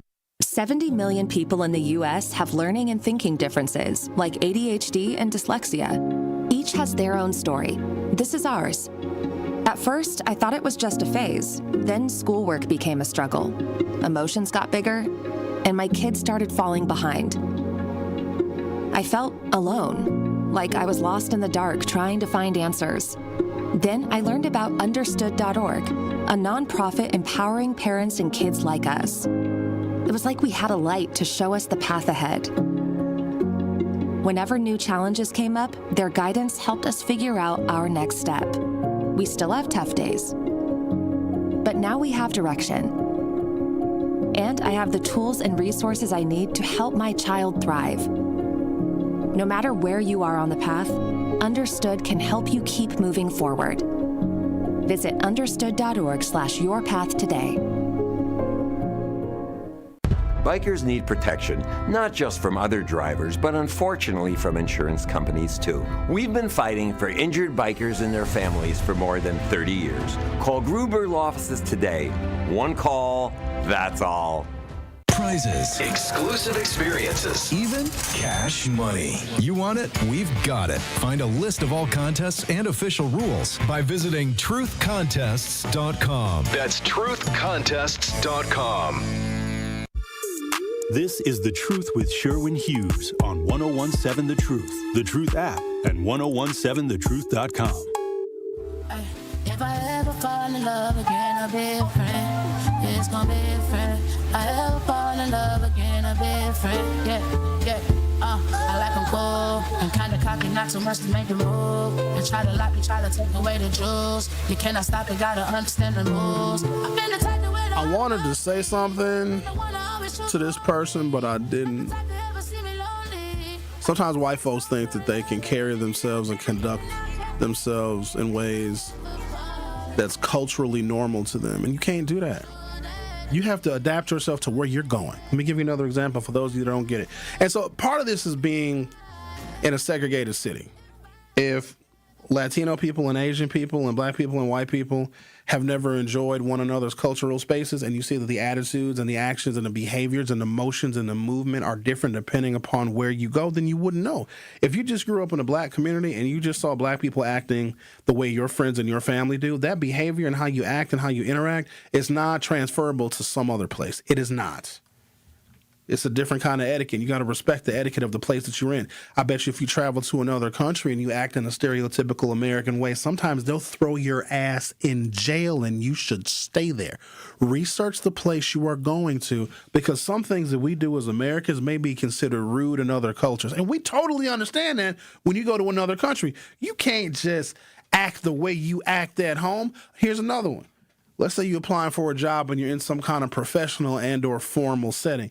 You can't talk to those individuals in that circle the same way you talk to your friends, your BFF, your mom, and your cousins and them.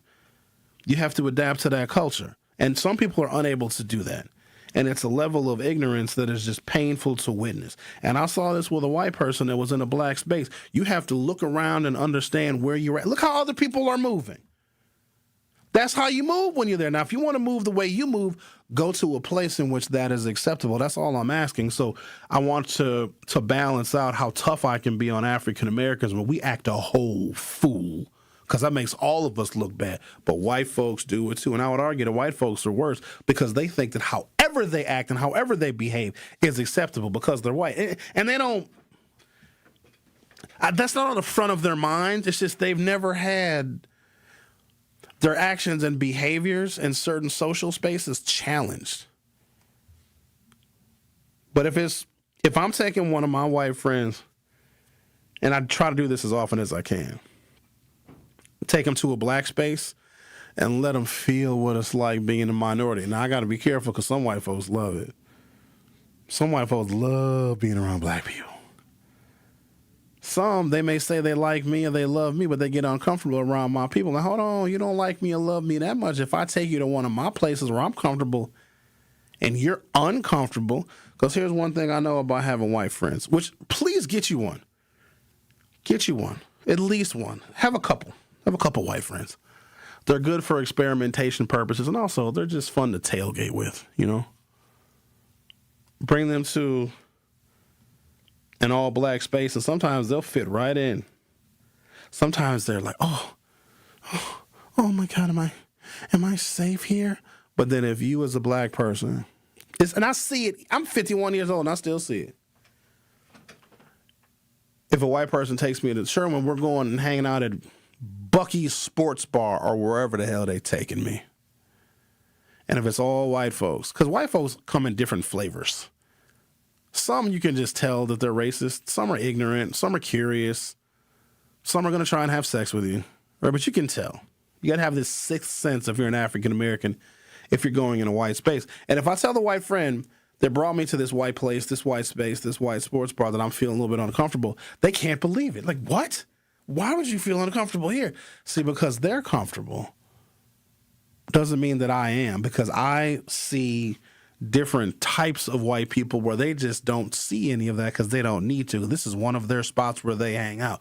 But if I take them to a black spot and they feel uncomfortable, I'm supposed to understand that. But if they take me to one of their spots and I say I'm uncomfortable, it defies their comprehension. The Truth with Sherwin Hughes will be back for hour 3.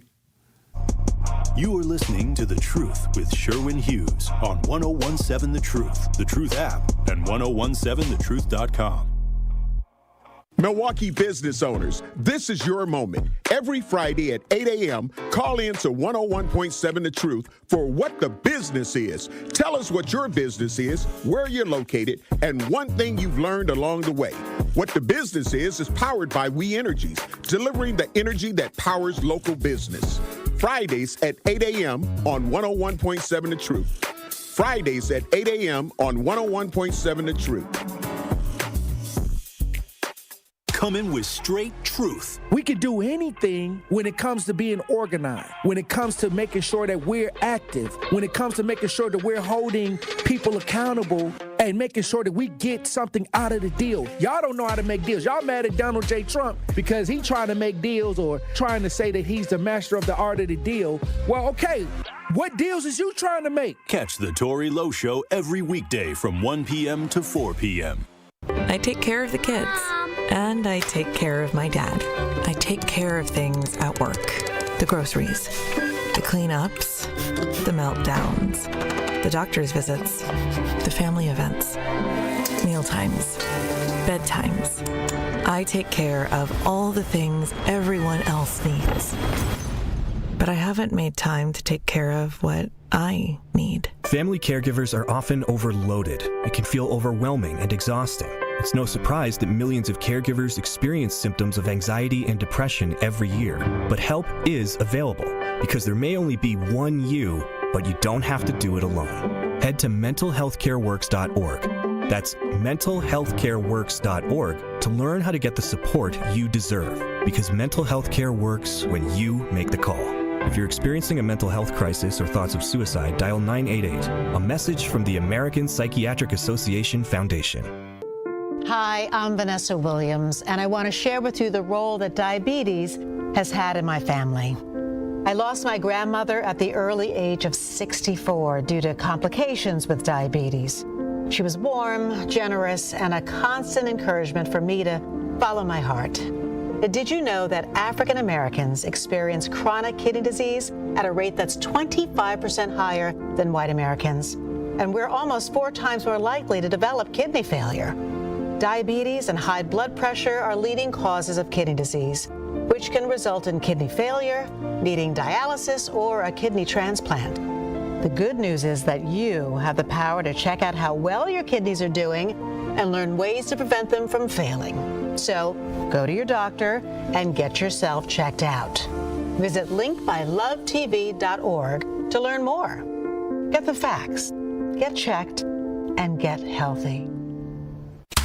You're listening to the new 101.7 The Truth, founded in partnership with Gruber Law Offices. One call, that's all. 101.7 FM, 1510 AM, WGKB Waukesha, and W269DL Milwaukee. A locally owned Good Karma brand station. More of The Truth with Sherwin Hughes is next on 101.7 The Truth, The Truth app, and 1017thetruth.com.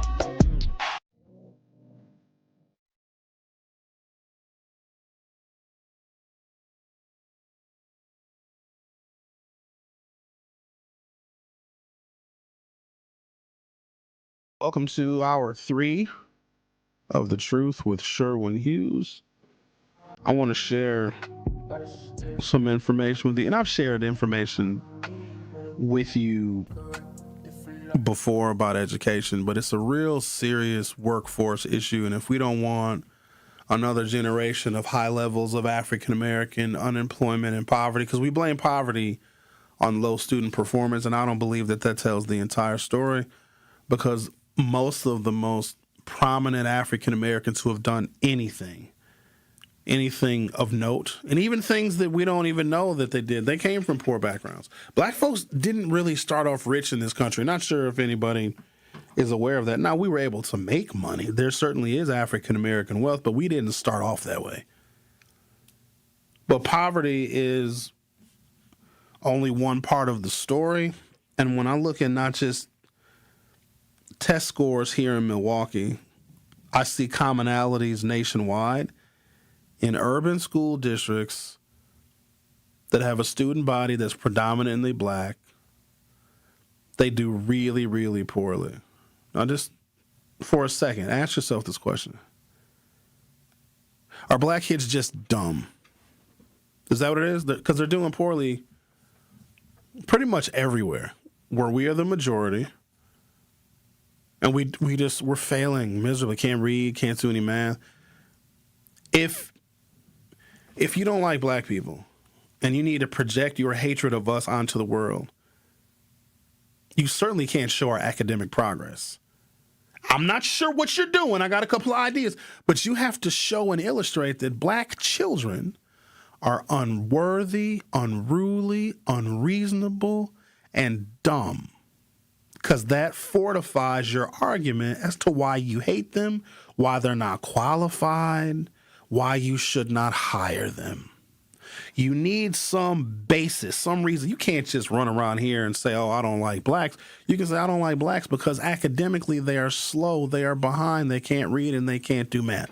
So if I was a racist, I would impact the curriculum some kind of way so that black children will never, ever get ahead.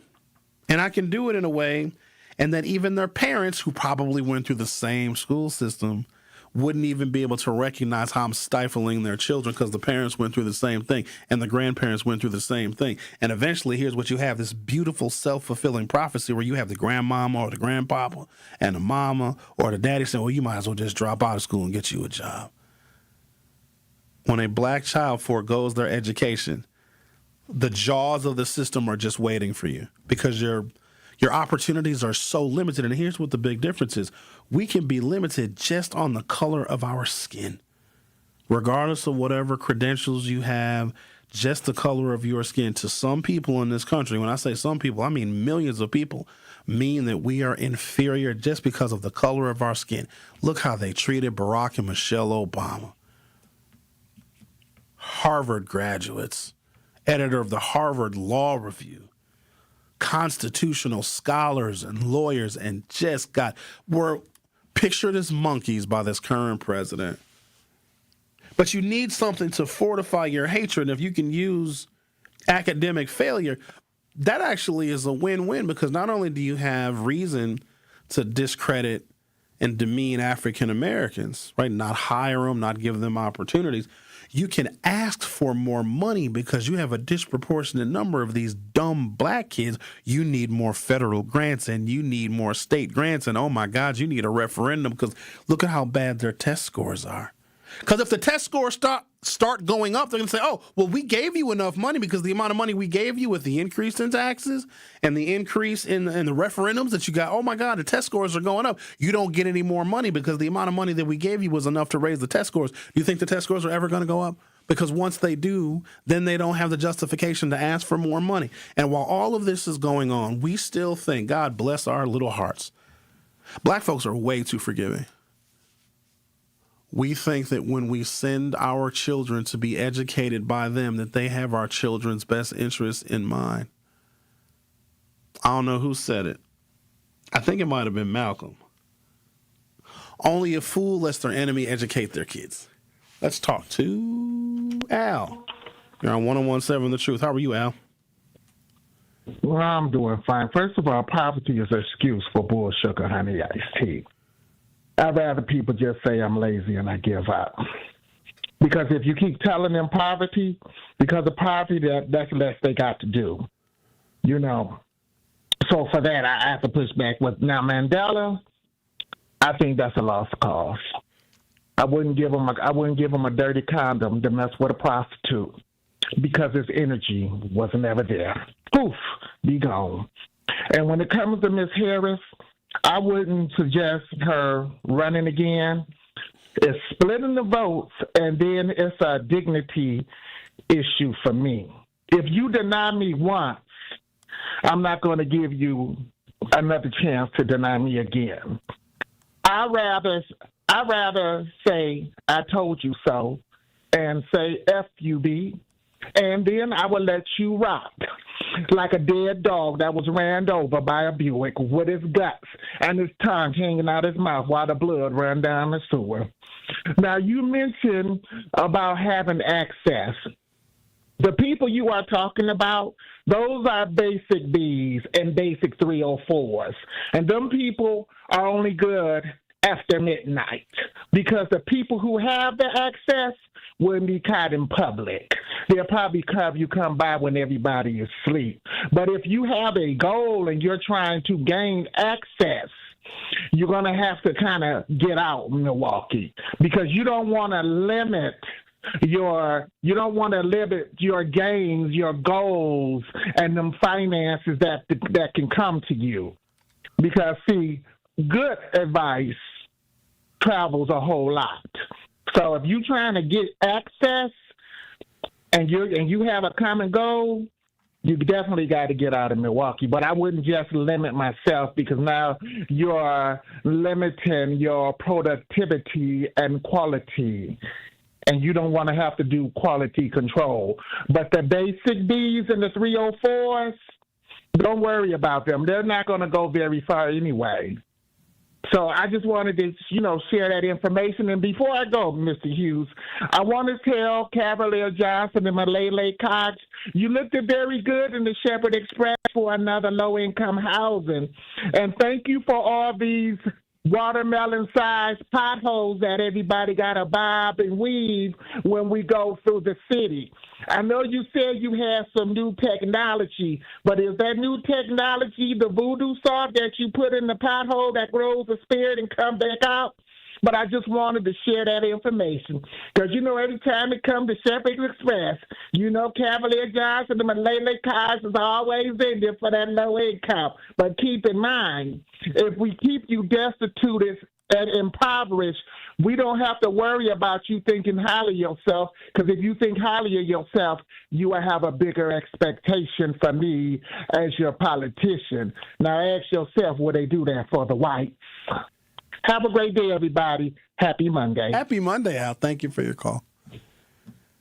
Yeah, he has a beef with Malele and the mayor.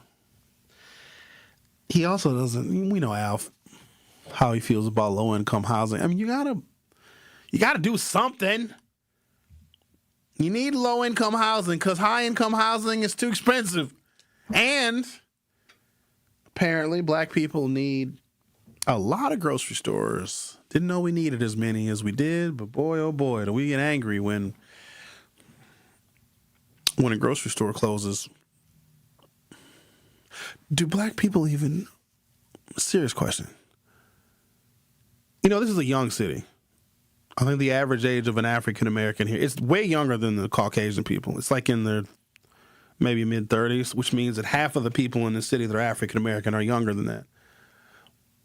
How many 19 and 21 and 22 and 23-year-olds, which is a large bulk of the age group of the African Americans here, do you see at the grocery store? I'm serious. I'm good. To warrant, I think we're oversaturated. If you consider that you can get groceries at, you got your Metro Markets, you got your Pick and Save, and there's so many. You even have smaller little grocery stores, and you have convenience stores, which you can't discount because some people, when given the choice to go to a gigantic, huge grocery store, you got to walk all up and down the aisles. I went to the Meejers yesterday. I needed to get me a couple of items. And I just needed to get a couple of items at the Meejers now. I had to walk 3 miles. Meejers has a clothing section.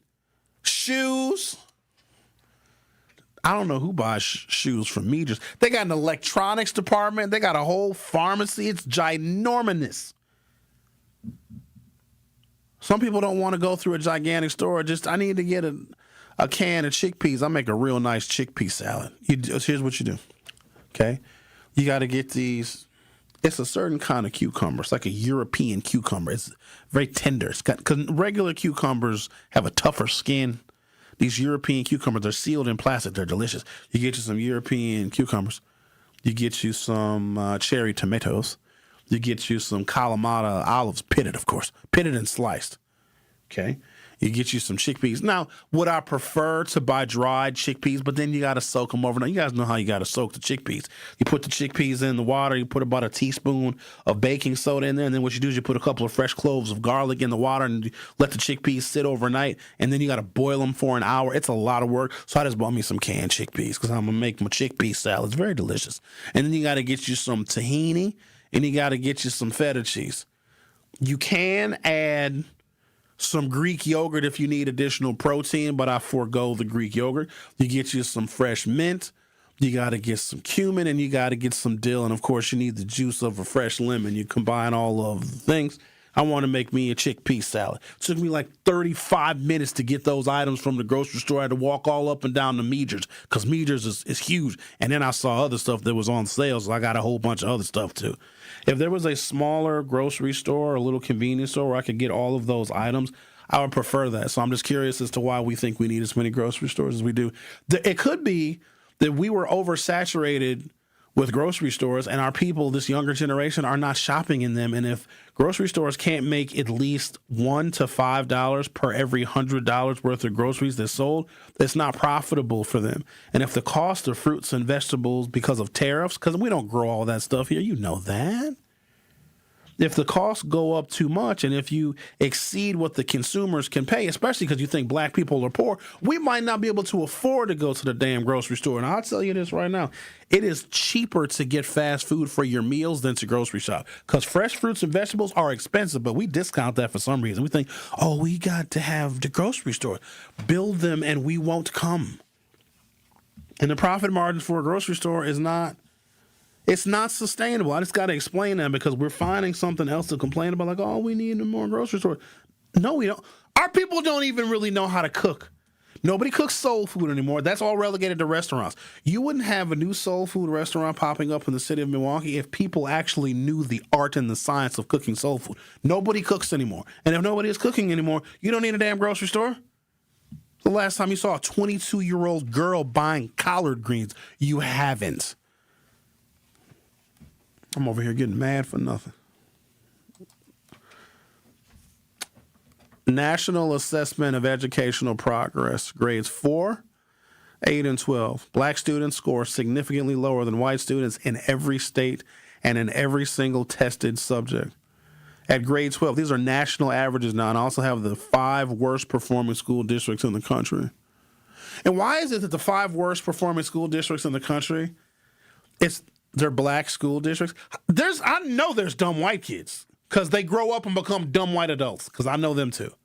But for some reason, you guys don't find this at all coincidental or suspicious that the worst performing educational institutions are always black students? And you know how many dumb white folks there are? A lot. They get elected president twice. But for some reason, black schools are performing worse. What if you needed something to substantiate marginalizing black people? What if you just said, well, they're dumb and they can't read and they can't do math? And what if you also knew, and this is all hypothetical, of course, that you could diminish their life chances, their ability to get a job, to be an entrepreneur, their ability to buy a house, their ability to build and stack wealth? Well, what if you could have an influence on that? What if you could diminish black people from being competitive, and then you get a president that takes away everything related to diversity, equity, and inclusion, not to give black people things that they don't deserve, but to give respect to all of the times in which qualified black people were ignored just because they were black? And what if you put in policies and programs to say, hey, for like a couple of 100 years in this country, we have ignored really talented and qualified black people. Let's give some of those people a shot. And then you take away all of those programs at the same time, you diminish their curriculum, and you show that they are failing academically because that entitles the districts, which are usually controlled by white folks in the teachers union. It gives those districts the opportunity to get more money where they can pay their teachers more salary, not because they're doing a stellar job at teaching our children, but they have to get battle pay because they're dealing with unruly black kids. And then you just expel the black kids anyway. You know, in the city of Milwaukee and MPS, if a white child and a black child commit the same infraction, the likelihood the black child is going to be suspended or expelled is more than double. So what if they are recreating and replicating the racism that used to be segregationist and used to be Jim Crow and they used to burn a cross in the yard? What if the new racism is our kids' poor test scores? I'm not saying that they're doing it. I'm assuming that all of your children's teachers love your kids so very much. They love breaking up fights. They love it. They love finding ripped out weave in the hallway. You ever see weave just rolling down the street in the wind, tumbleweave? Yeah, I always wonder what the story of that is. Like one time I saw some weave in like a light, like a traffic light. Sure. How did it get up there? The wind, probably. Or maybe the woman was like, yeah, I don't need this anymore. I always like to think there's like a big fight, and then like maybe she got uppercutted, and then the hair flew up there somehow. I've seen black women as blondes look better than white women as blondes. That's a random thought. Yeah, it is. I have a lot of those. All right, I'm gonna take a break. Come back. If you could impact the test score and the graduation rate of a race of children, here's what it comes down to, and we don't see it this way. I wish that we did. They don't want our kids to compete with theirs. They don't see that as a better world. Like, oh, I want to make sure that these black children I'm teaching have the same or better education than my very own white children, in which I am paying exorbitant amounts of money in private school tuition. Why do you think they hate the school choice program? And they're going to feed you a load of bull sugar honey iced tea and say, oh, you're taking money away from the public schools. Ain't nobody taking no money away from these damn public schools. They don't want black, in some cases poor children, to be able to attend private schools because that's where they send their kids. I had a liberal white woman tell me as much, who decided, and she's an MPS administrator, said, I would never send my children to MPS. What are you, nuts? Me and my husband pay private school tuition, and boy, Sherwin, I sure hate that voucher program. Tell me why you hate it. Oh, I think you know why. It's not fair. You know how much money me and my husband have to pay to send our kids to private school, and you blacks get to go for free? Like, they are actually honest. If you get one that is honest about how they feel. I heard this from a union guy 20-something years ago. He's like, you know, Sherwin, why I hate this voucher program? I'm like, oh, please tell me. Member of IBEW. Chris Larson said the same thing. Said it. My parents had to work 2 jobs to send me to private school, and black kids get to go for free. But Senator Larson, don't all children deserve a high-quality education? Not really. Depends on the color of their skin. So I want to illustrate to you how they are using the test score and the poor performance of our children because they're controlling their performance. I can give a black child a test to use certain words and terminology that will make sense to that black child, where if I change the words and the terminology, if I use AAVE, and a lot of you probably disagree with AAVE because you want all of us to speak the King's English, but if I meet a child where they're at and I test their intelligence based on vocabulary that they know, you will find that there will be exceeding white students. But if you give black children a curriculum and words and phrases and vocabulary that's foreign to them, especially in a segregated city, every single black child is going to score a 0. And then you can say, look how dumb our black kids are. They're not going to graduate. They're just dumb. The Truth with Sherwin Hughes on 101.7 FM. We'll be right back. Don't touch that dial. The Truth with Sherwin Hughes will be right back on 101.7 The Truth, The Truth app, and 1017thetruth.com.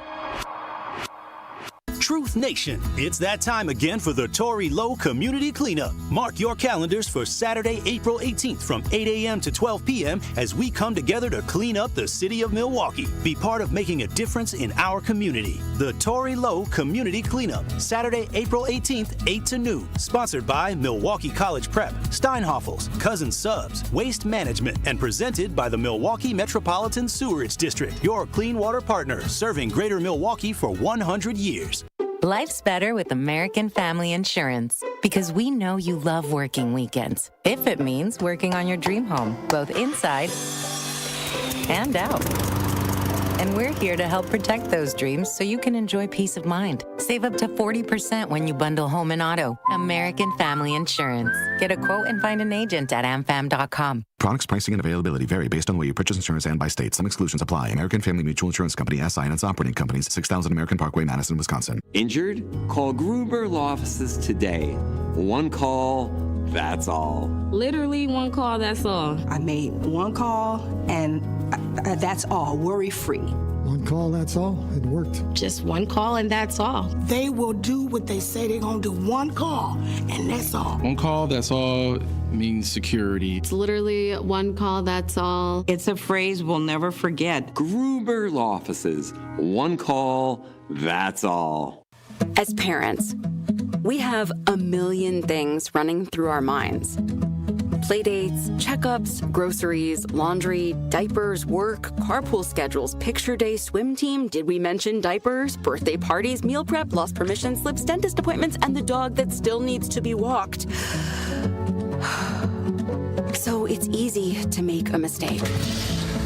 Oh, I forgot birthday candles. Sit tight, hon. I'll be right back. We say we'd never put our kids in danger by leaving them in the car alone. Oh, wait. Since when are candles not on the baking aisle? But never happens. And temperatures as low as 60 degrees can be deadly for children left behind. So always bring them with you, and every time you park the car, stop, look, lock. Brought to you by NHTSA and the Ad Council.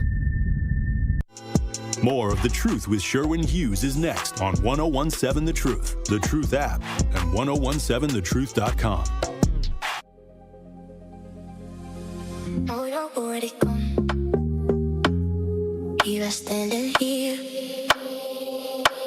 I'm trying hard to hold it on. While you disappear. Our phone number is 833-212-1017. Let's talk to Bart. Bart, you're on 1017 The Truth. How are you, Bart? Sherwin, what's up, brother? How you doing?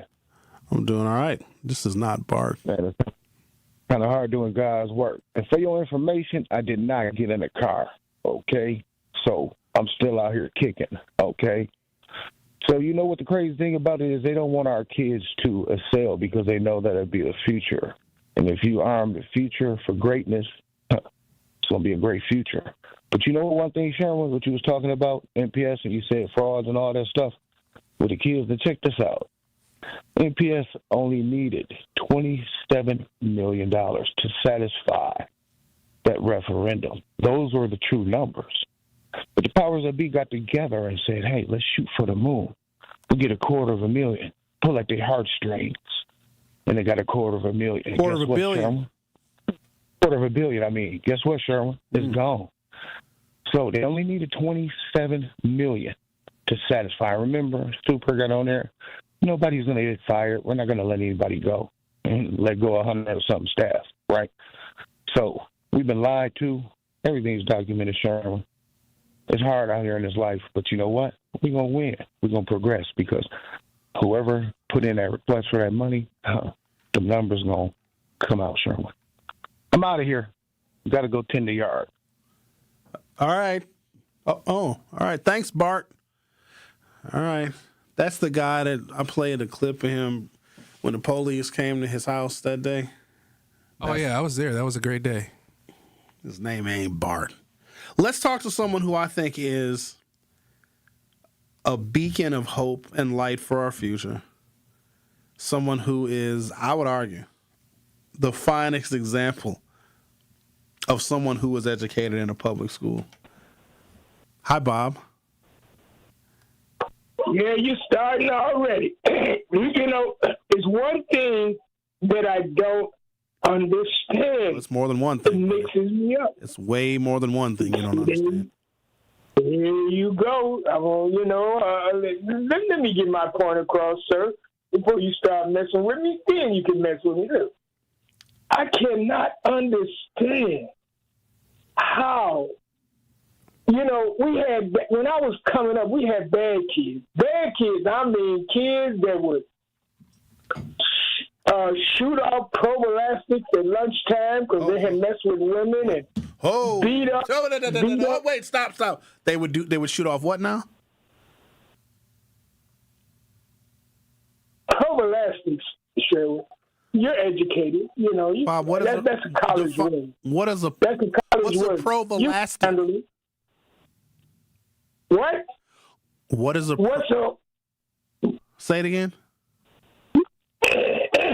You know what a prophylactic is, Terry. Let's move on, Sherwin. Don't stop messing with me. I know what it is, but some of my listeners may not know what a prophylactic is.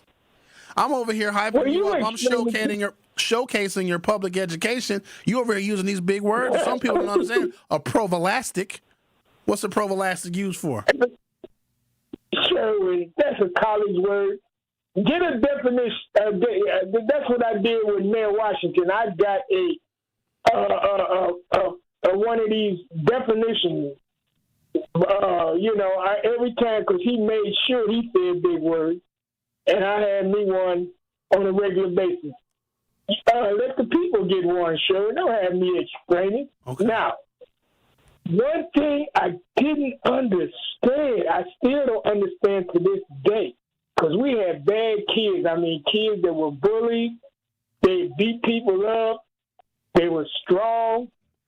One thing they did do, two things. They got in front of a 90-year-old or 100-year-old woman with holes in her paddles, and they come up there because they had gum in their mouth, and they got hit. And we all laughed. Knew how to read. In the 4th and 5th and 6th grade, they knew how to read. That's what's baffling me. They were bad kids, but they knew how to read. Kids don't know how to read now. That's bad. That's my point. It's hard for me to phantom another college word. It's hard for me to phantom that they don't know how to read. Oh yeah. And do me a favor, if you don't mind. What's the favor, Bob? Tory Lowe said, hold on. Don't be asking me and stuff. Telling me stuff that Tory said. Hold on. What is your plan? What are, not what is. I know he don't care, and he'll say it again, and it's not talking like you white. It's mastering the English language like Carrie did. Carrie mastered the English language. And I'll talk to you later, sir. I don't want to get in no argument with you this morning. I don't feel like fighting.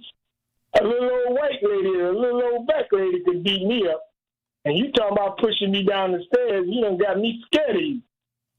Talk to you later.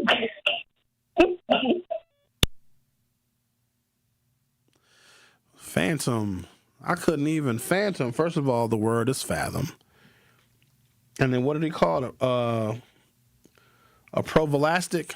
Prophylactic? I can't even Prophylactic, I think he called it. It's prophylactic. And he said, oh, that's a big college word. Sure. You clearly didn't go to college. It's prophylactic. It's a contraceptive used by a male.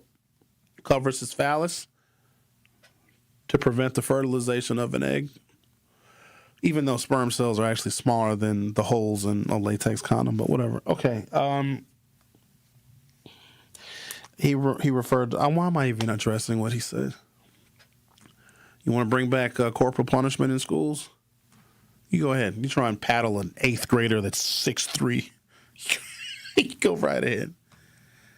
It seemed like and I don't know if he's talking about integrated school districts or segregated school districts, but there was a period of time where we wanted all children attending American institutions to be as educated as possible so that we could have a relatively educated workforce when we were competing against foreign nations. It took foreign nations probably about 2 decades to fully rebuild their infrastructure after World War II, and we wanted to make sure that when that happened, American students were ready and prepared.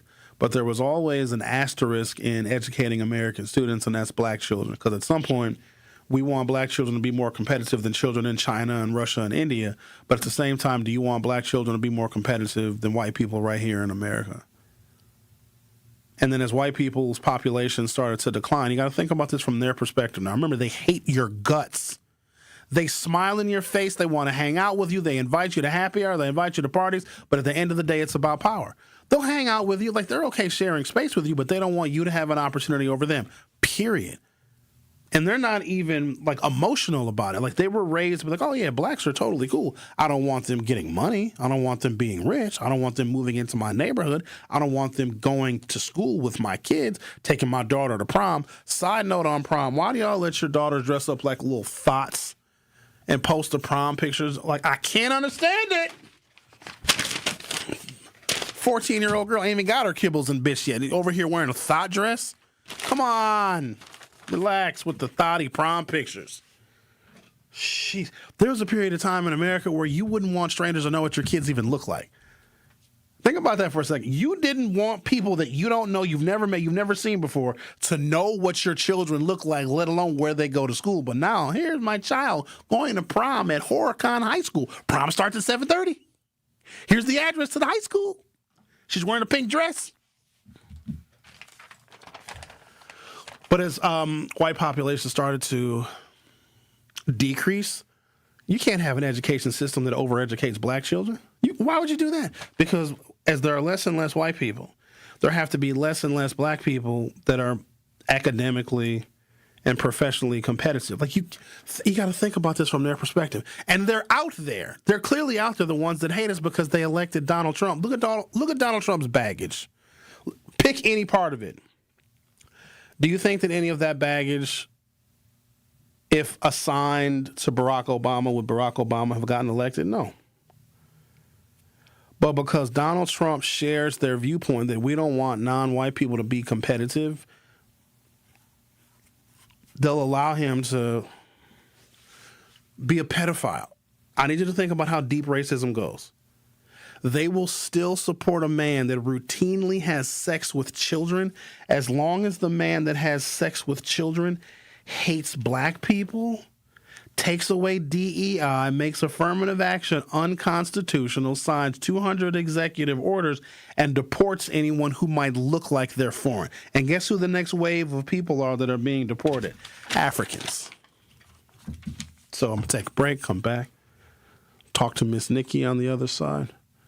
Nationwide, at grade 12, African-American children are 78% non-proficient in math and only 35% proficient in reading. So 78% cannot do math. 65% of black children, this is in the 12th grade now, are not proficient in reading. The Truth with Sherwin Hughes on 101.7 FM. We'll be right back. You are listening to The Truth with Sherwin Hughes on 101.7 The Truth, The Truth app, and 1017thetruth.com. The baked potato just became the main event. At Loaded Spud, we take comfort food and turn it into something bold. Fresh baked potatoes piled high with creative toppings like buffalo chicken, steak and cheese, and classic loaded favorites, all made fresh and built to satisfy. Big flavor, generous portions, no shortcuts. It's fast, affordable, and proudly local. Loaded Spud, Milwaukee's most unexpected comfort food. Stop in today at 789 North Water Street or visit online at www.letsgetloaded.online. This April, it's Financial Literacy Month on 101.7 The Truth, powered by UW Credit Union. Financial literacy isn't just about money. It's about confidence and making smart decisions for your future. UW Credit Union is here to help with free tools, expert guidance, and resources. From budgeting tips to one-on-one financial coaching and self-guided lessons you can access anytime. Because they're not a bank, they're a partner in your financial journey. Learn more at uwcu.org. Tap into the best power hour in radio in Milwaukee. So altogether, you're looking at $1,780 for your mortgage and for your property taxes in a year. And that's before you have to deal with, obviously, your water bill and electric bill. That's a steep price that people have to pay. And based off those numbers I just ran, to afford a home like that, you got to make $65,000 a year. But the problem is, here in Milwaukee, the median household income is only $54,234. That's out of whack. So again, I am all about affordability. I'm all about people getting homes.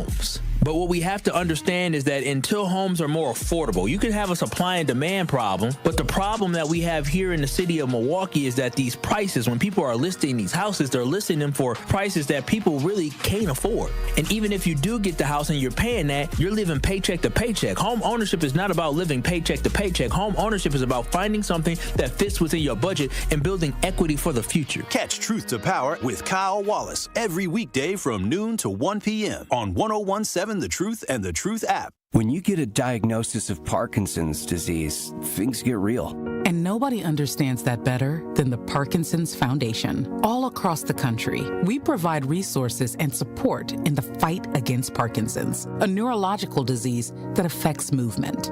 The Parkinson's Foundation is dedicated to improving care and advancing research towards a cure. And when you call our helpline, you'll speak to a real person who can help you find the right information. Because while living with Parkinson's can be challenging, there are things you can do to improve your quality of life. So, whether you're newly diagnosed, have been living with Parkinson's for years, or caring for a loved one, When Parkinson's gets real, find real answers at the Parkinson's Foundation. go to parkinson.org or call our helpline at 1-800-4PD-INFO, 1-800-473-4636. The Parkinson's Foundation. Better lives together. More of The Truth with Sherwin Hughes is next on 1017 The Truth, The Truth app, and 1017thetruth.com.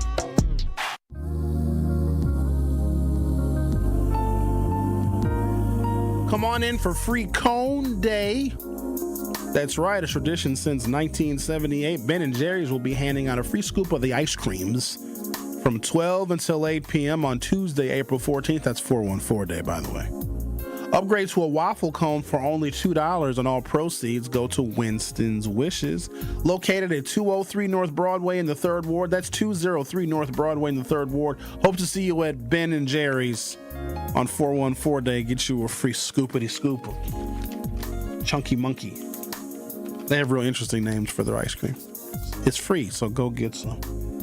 Let's talk to Miss Nikki. You're on 1017 The Truth. How are you? Hi, Sherwin. Thank you so much for taking my call. And, you know, anytime you talk about education, you always strike a chord with me, so I always got to call in. And one of the things that I wanted to say, as I'm sitting here thinking about, specifically about the numbers that you just gave about our kids, I honestly do think as a community, and I didn't think this before, but I think this now, we don't like our kids. We don't. We consistently vote against their best interests. Right? I mean, when we look at the referendum, we got that passed with no clear plan on how to close the educational gap for African American children. When we talk about we reelected our state superintendent, who we already know, right, who's watering down standards for our kids. And at the same time, I mean, there's just no turnout for school board elections. There's really low school board meetings. There's low awareness about what's happening, and there's just no accountability. We hold nobody accountable for what's happening to our kids, even their parents, right? You know, I always speak about my daughter who's a teacher. She was a kindergarten teacher. Now she's first grade. And I always talk to her about even parent-teachers conferences, how parents are not even showing up for that. So I don't think all is lost, you know, and it most definitely breaks my heart. I just don't know how we right align this ship. I don't know how we do it. And, you know, if we're looking at these things that are impacting our kids, but yet nobody's showing up to fight on the behalf of them.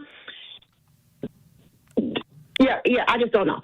So I just wanted to kind of just, you know, bring my, state my point, because it's always, I'm very passionate about this. And I just don't know what it is that we do. How do we turn this around? And I always ask that question because I don't think it's all lost, but my goodness, it's going to be one heavy lift to get us to the point to where we could at least see a bright light through this dark cloud. Fair enough. Thank you, Miss Nikki. I appreciate your call. You're welcome. All right. Now, there are some black families that love their children, and they'll go to the end of the earth to make sure their children have everything that they need, and they are on their children about their academic success because some of these black mamas and daddies, and maybe they're married, maybe they're not, know that an education is not going to guarantee anything, but it's a certain step in the right direction when it comes to predicting the possibility for future success. Now, here's the thing you got to think about these black families, and maybe the mother and the father, maybe they're married. Let's say they both have college educations and they both have great careers, and they're going to raise their children in such a way. Your mom and your daddy went to college. You should go to college too, because you're going to have much more professional opportunities, or you may decide to be an entrepreneur. Those black families don't want other black kids to be competitive with their kids either. That's the tough part. They don't. Nobody wants their children to have to be ultra competitive against somebody else's child. And I say that because you want your children to be successful. And if it has to be at another child's expense, so be it. Let me also say this. I can understand why Nikki said what she said. Like, oh, we don't like our kids. You know how many mamas out here are mad they got pregnant the 5th time? They didn't want to get pregnant the 2nd time. And they got 3 more after that. They don't like their kids. They compete with their daughters. They look at their daughters sometimes and think, I could be where you are right now. I could be pretty like you. I used to be skinny like you. I had you. Now I'm fat and I got stretch marks. I never should have had you. I hate you. Or, she might say to her son, you remind me of your father. That boy ain't never met his daddy. You think that she's going to go above and beyond? I'm not talking about everybody, but I'm talking about the mamas that you hear cussing their 2-year-olds out in the store. I'm talking about them. You think that those mamas are reading to their kids every single night? They are verbally abusive. They are emotionally neglectful. And then when those kids go to school, how do you think they're going to act? And then some kids are just ignored altogether. Some kids think that their grandmama is their actual mama. Those kids get zero attention. And when they go to school, how do they act? They act a fool.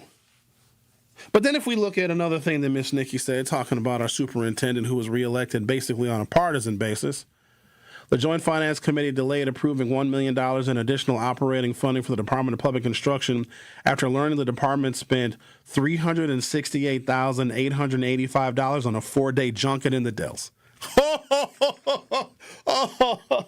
Oh, you bunch of suckers. $400,000 on a retreat for teachers in the Dells. What were you doing? Doing cocaine and hiring strippers? But the kids can't. They need more money for the instruction and the curriculum. And they asked. And so Jill Underly asked for another $1 million for operational funding for the Department of Public Instruction. And they spent basically half of that on a 4-day, $100,000 a day they spent in the Dells doing what? Can I go? Sherwin likes the Dells. Sherwin likes the Kalahari. Sherwin likes the water park. Can't swim to save my life, but I want to see what it's like to spend $100,000 a day. Ooh, they was eating good. I know they was eating filet mignons and they was drinking champagnes.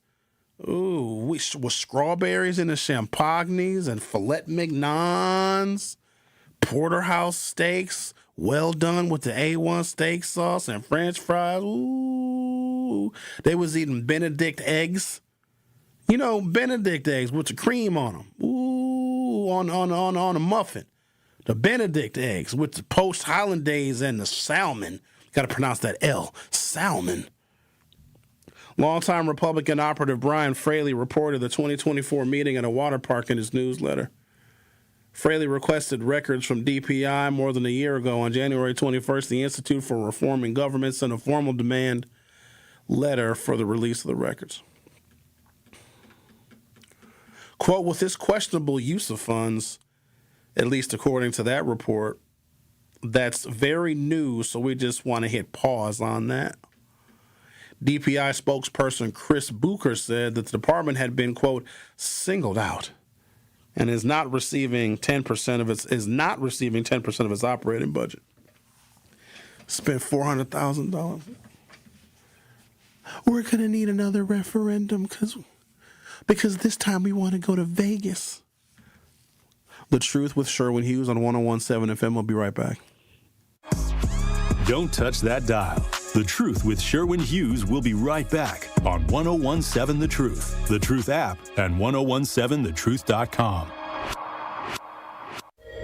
In 1987, the Bucks took on the world and changed basketball forever. At stake, basketball supremacy in the United States. Bucks versus the World, narrated by Charlie Behrens, is the new season of Behind the Bucks podcast, presented by Gallagher, your trusted insurance broker and HR and benefits consultant. It's the untold story of the 1987 McDonald's Open, when the Bucks became the first NBA team to face the Soviet Union. Listen now on Bucks.com/plus, the Bucks app, the ESPN Wisconsin app, and wherever you get podcasts.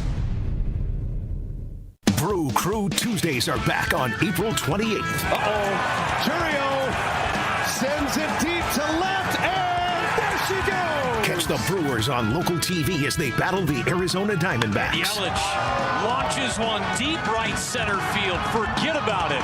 Oh, my goodness. Third deck. This edition of Brew Crew Tuesdays is presented by Pella Windows and Doors of Wisconsin. Tune in April 28th at 6:40 on Fox 6 in Milwaukee, or check your local listings to watch the game.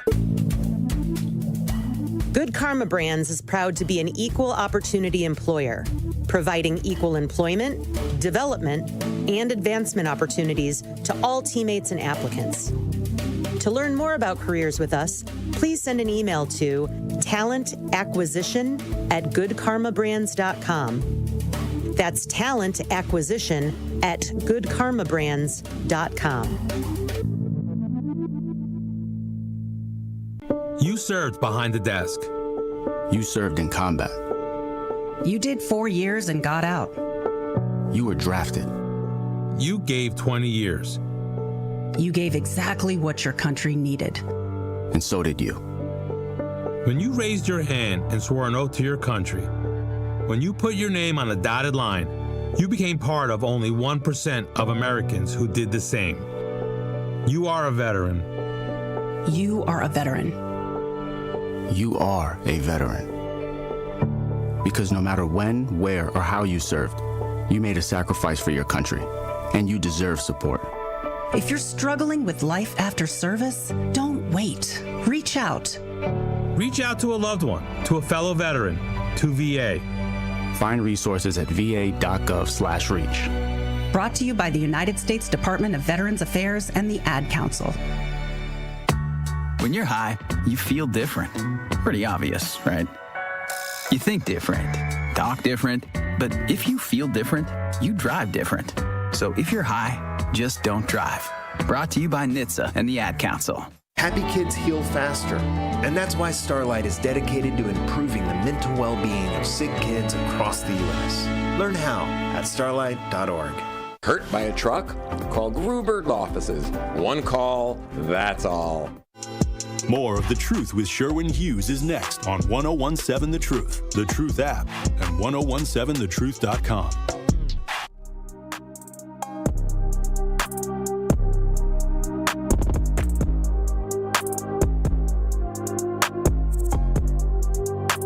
They spent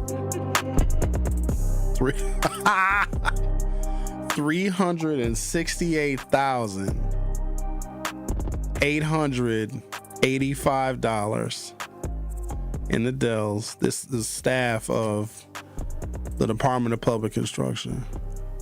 Okay. For 88 people for 4 days. That's $4,000 per person per day. I want to go on that trip. Hey, Jill Underly, I'm trying to kick it with you. I went to the most expensive vacation I've ever taken. I went to Vegas the weekend of... This is the most money I've ever spent. I mean, I've spent more, but I was there longer. So the weekend of January 24th of 2020. So right as COVID was making itself known. I flew to Vegas. I stayed at it's torn down now, but it was the Virgin Hotel, the Virgin property. I don't know. I think it's a Hard Rock now. Or it was the Hard Rock and now it's a Virgin. So I got me a suite. Ate out every night, obviously. A lot of room service. And Vegas ain't cheap. And then I went to a party at the Palms, in the penthouse suite at the Palms, where they filmed an episode of The Real World. So it was a bowling alley and like 4 bedrooms. They had a hot tub on the balcony. Dope. The ticket for that party was $450 for my ticket. I spent $2,000 for a weekend, an extravagant weekend in Las Vegas. $2,000. These Department of Public... I shouldn't have crumpled this up. I got so mad I crumpled. I think Kyle needs this. I hope we have another Ben & Jerry's read for Kyle. Sorry, Kyle. I didn't mean... I got salty and started crumpling up paper. I can't have paper in my hand when I read some of this stuff because I be getting hot. So my extravagant weekend, which included a $450, so this includes my air, my hotel, all my foods, and my ticket to a $450 party. Now, you might be thinking to yourself, Sherwin, $450 for a party ticket, that's expensive. Worth it. 100%. Would have paid more. It was, when I say the who's who, yeah, it was worth it. It was a good time. And everything was free. It was food, and you didn't have to pay for any drinks or anything. It was a good time. I met a lot of people. See anything interesting? You know who saw? I saw a lot of. I got pictures of it that I can't show anybody. I met.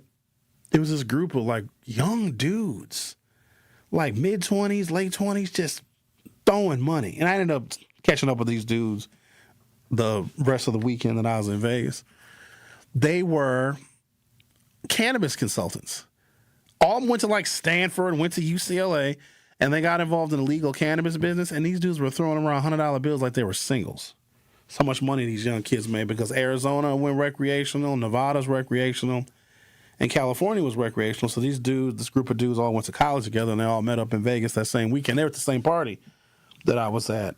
And I'm like, oh, Sherwin, wait till you guys legalize in Wisconsin. He's like, because people like us are going to run your cannabis industry in Wisconsin. I was like, oh, it's not nice. I said all that to say this. I spent $2,000 on the weekend, which that was insane. That's a lot of money. Because it's cheap to fly to Vegas usually. And staying in those hotels is not very expensive because they want you to spend your money on gambling. So you can get a weekend, a decent room, a suite. No, they'll always upgrade you. Once you get there, be like, I sure would like a better room with a nicer view. And then don't go with a woman. If you go to Vegas with a woman, so book the cheapest room you can. But when you get there to check in, tell them you're getting married. Like, oh, you're getting married. Because it's easy to get married in Vegas. You can get married by Elvis impersonator in Vegas. That's the oldest trick in the book. They know you're probably not getting married, but when you say it, they're like, oh, for the newlywed couple, we're going to update you to the presidential super duper suite with a view. The honeymoon suite. Let's get back to the matter at hand. At grade 12, 22% of African American students are proficient in math, 35% are proficient in reading. Large share of black students are below basic. At advanced levels, black students are 0% at the National Assessment of Educational Progress test. Example, in New York, grade 4 reading, 55% of black students are below basic. In 8th grade, it's 56%. Worst performing large districts, Detroit. Among the lowest NAEP, National Assessment of Educational Progress scores nationally, grades 4 and 8. Black student population is 80 to 85%. Outcomes, reading and math, majority below basic. Graduation rate, 70%. Chronic absenteeism, 50%. One of the lowest performing systems in America. Number 2, Baltimore. Bottom tier in both reading and math. Black student population, 80%. Grade level proficiency, often less than 20%. Graduation, 70%. Chronic absenteeism, 60%. Widely cited for extreme literacy gaps. Number 3, Cleveland. National Education Assessment, bottom quartile. Black student population, 45 to 50%. Reading outcomes and math proficiency, 25%. Graduation rate, 75%. High poverty concentration. Number 4, Milwaukee, Wisconsin. One of the largest black-white disparity gaps in the nation. Wisconsin has the largest graduation gap between black and white students at 23 points. Black students' graduation rate, 65 to 70%. Reading proficiency, less than 20%. National Assessment of Educational Progress, bottom tier for performance, one of the worst in the nation. District of Columbia, historically low, though improving. Black student population, 60 to 70%. Large shares below basic. Graduation rate is improving. They're not talking about any improvements with MPS. So, that being said, the superintendent spent $400,000 for 88 of her staff to go kick it into Dells. And we are listed amongst the absolute worst school districts in the country. Now, some of it is what you would expect. It might be parental involvement. But imagine if the mama can't read. How are you going to teach your kids how to read? And we got to stop just relying on parental involvement because we are ignoring the impact of race and racism. You need actual data, tangible data to show that black kids are stupid so you have a reason to discriminate against them. Because you can't just say we're not going to hire you because you're black. We need you to participate in a curriculum that if you're not reading on grade level, they pass you to the next grade. So if you're in 4th, 5th, 6th, 7th, 8th grade, 9th grade, 10th grade, and you never read on the 3rd grade level, you're essentially doomed. And there you go. The Truth with Sherwin Hughes gives you everything you need to know. I'll see you next time.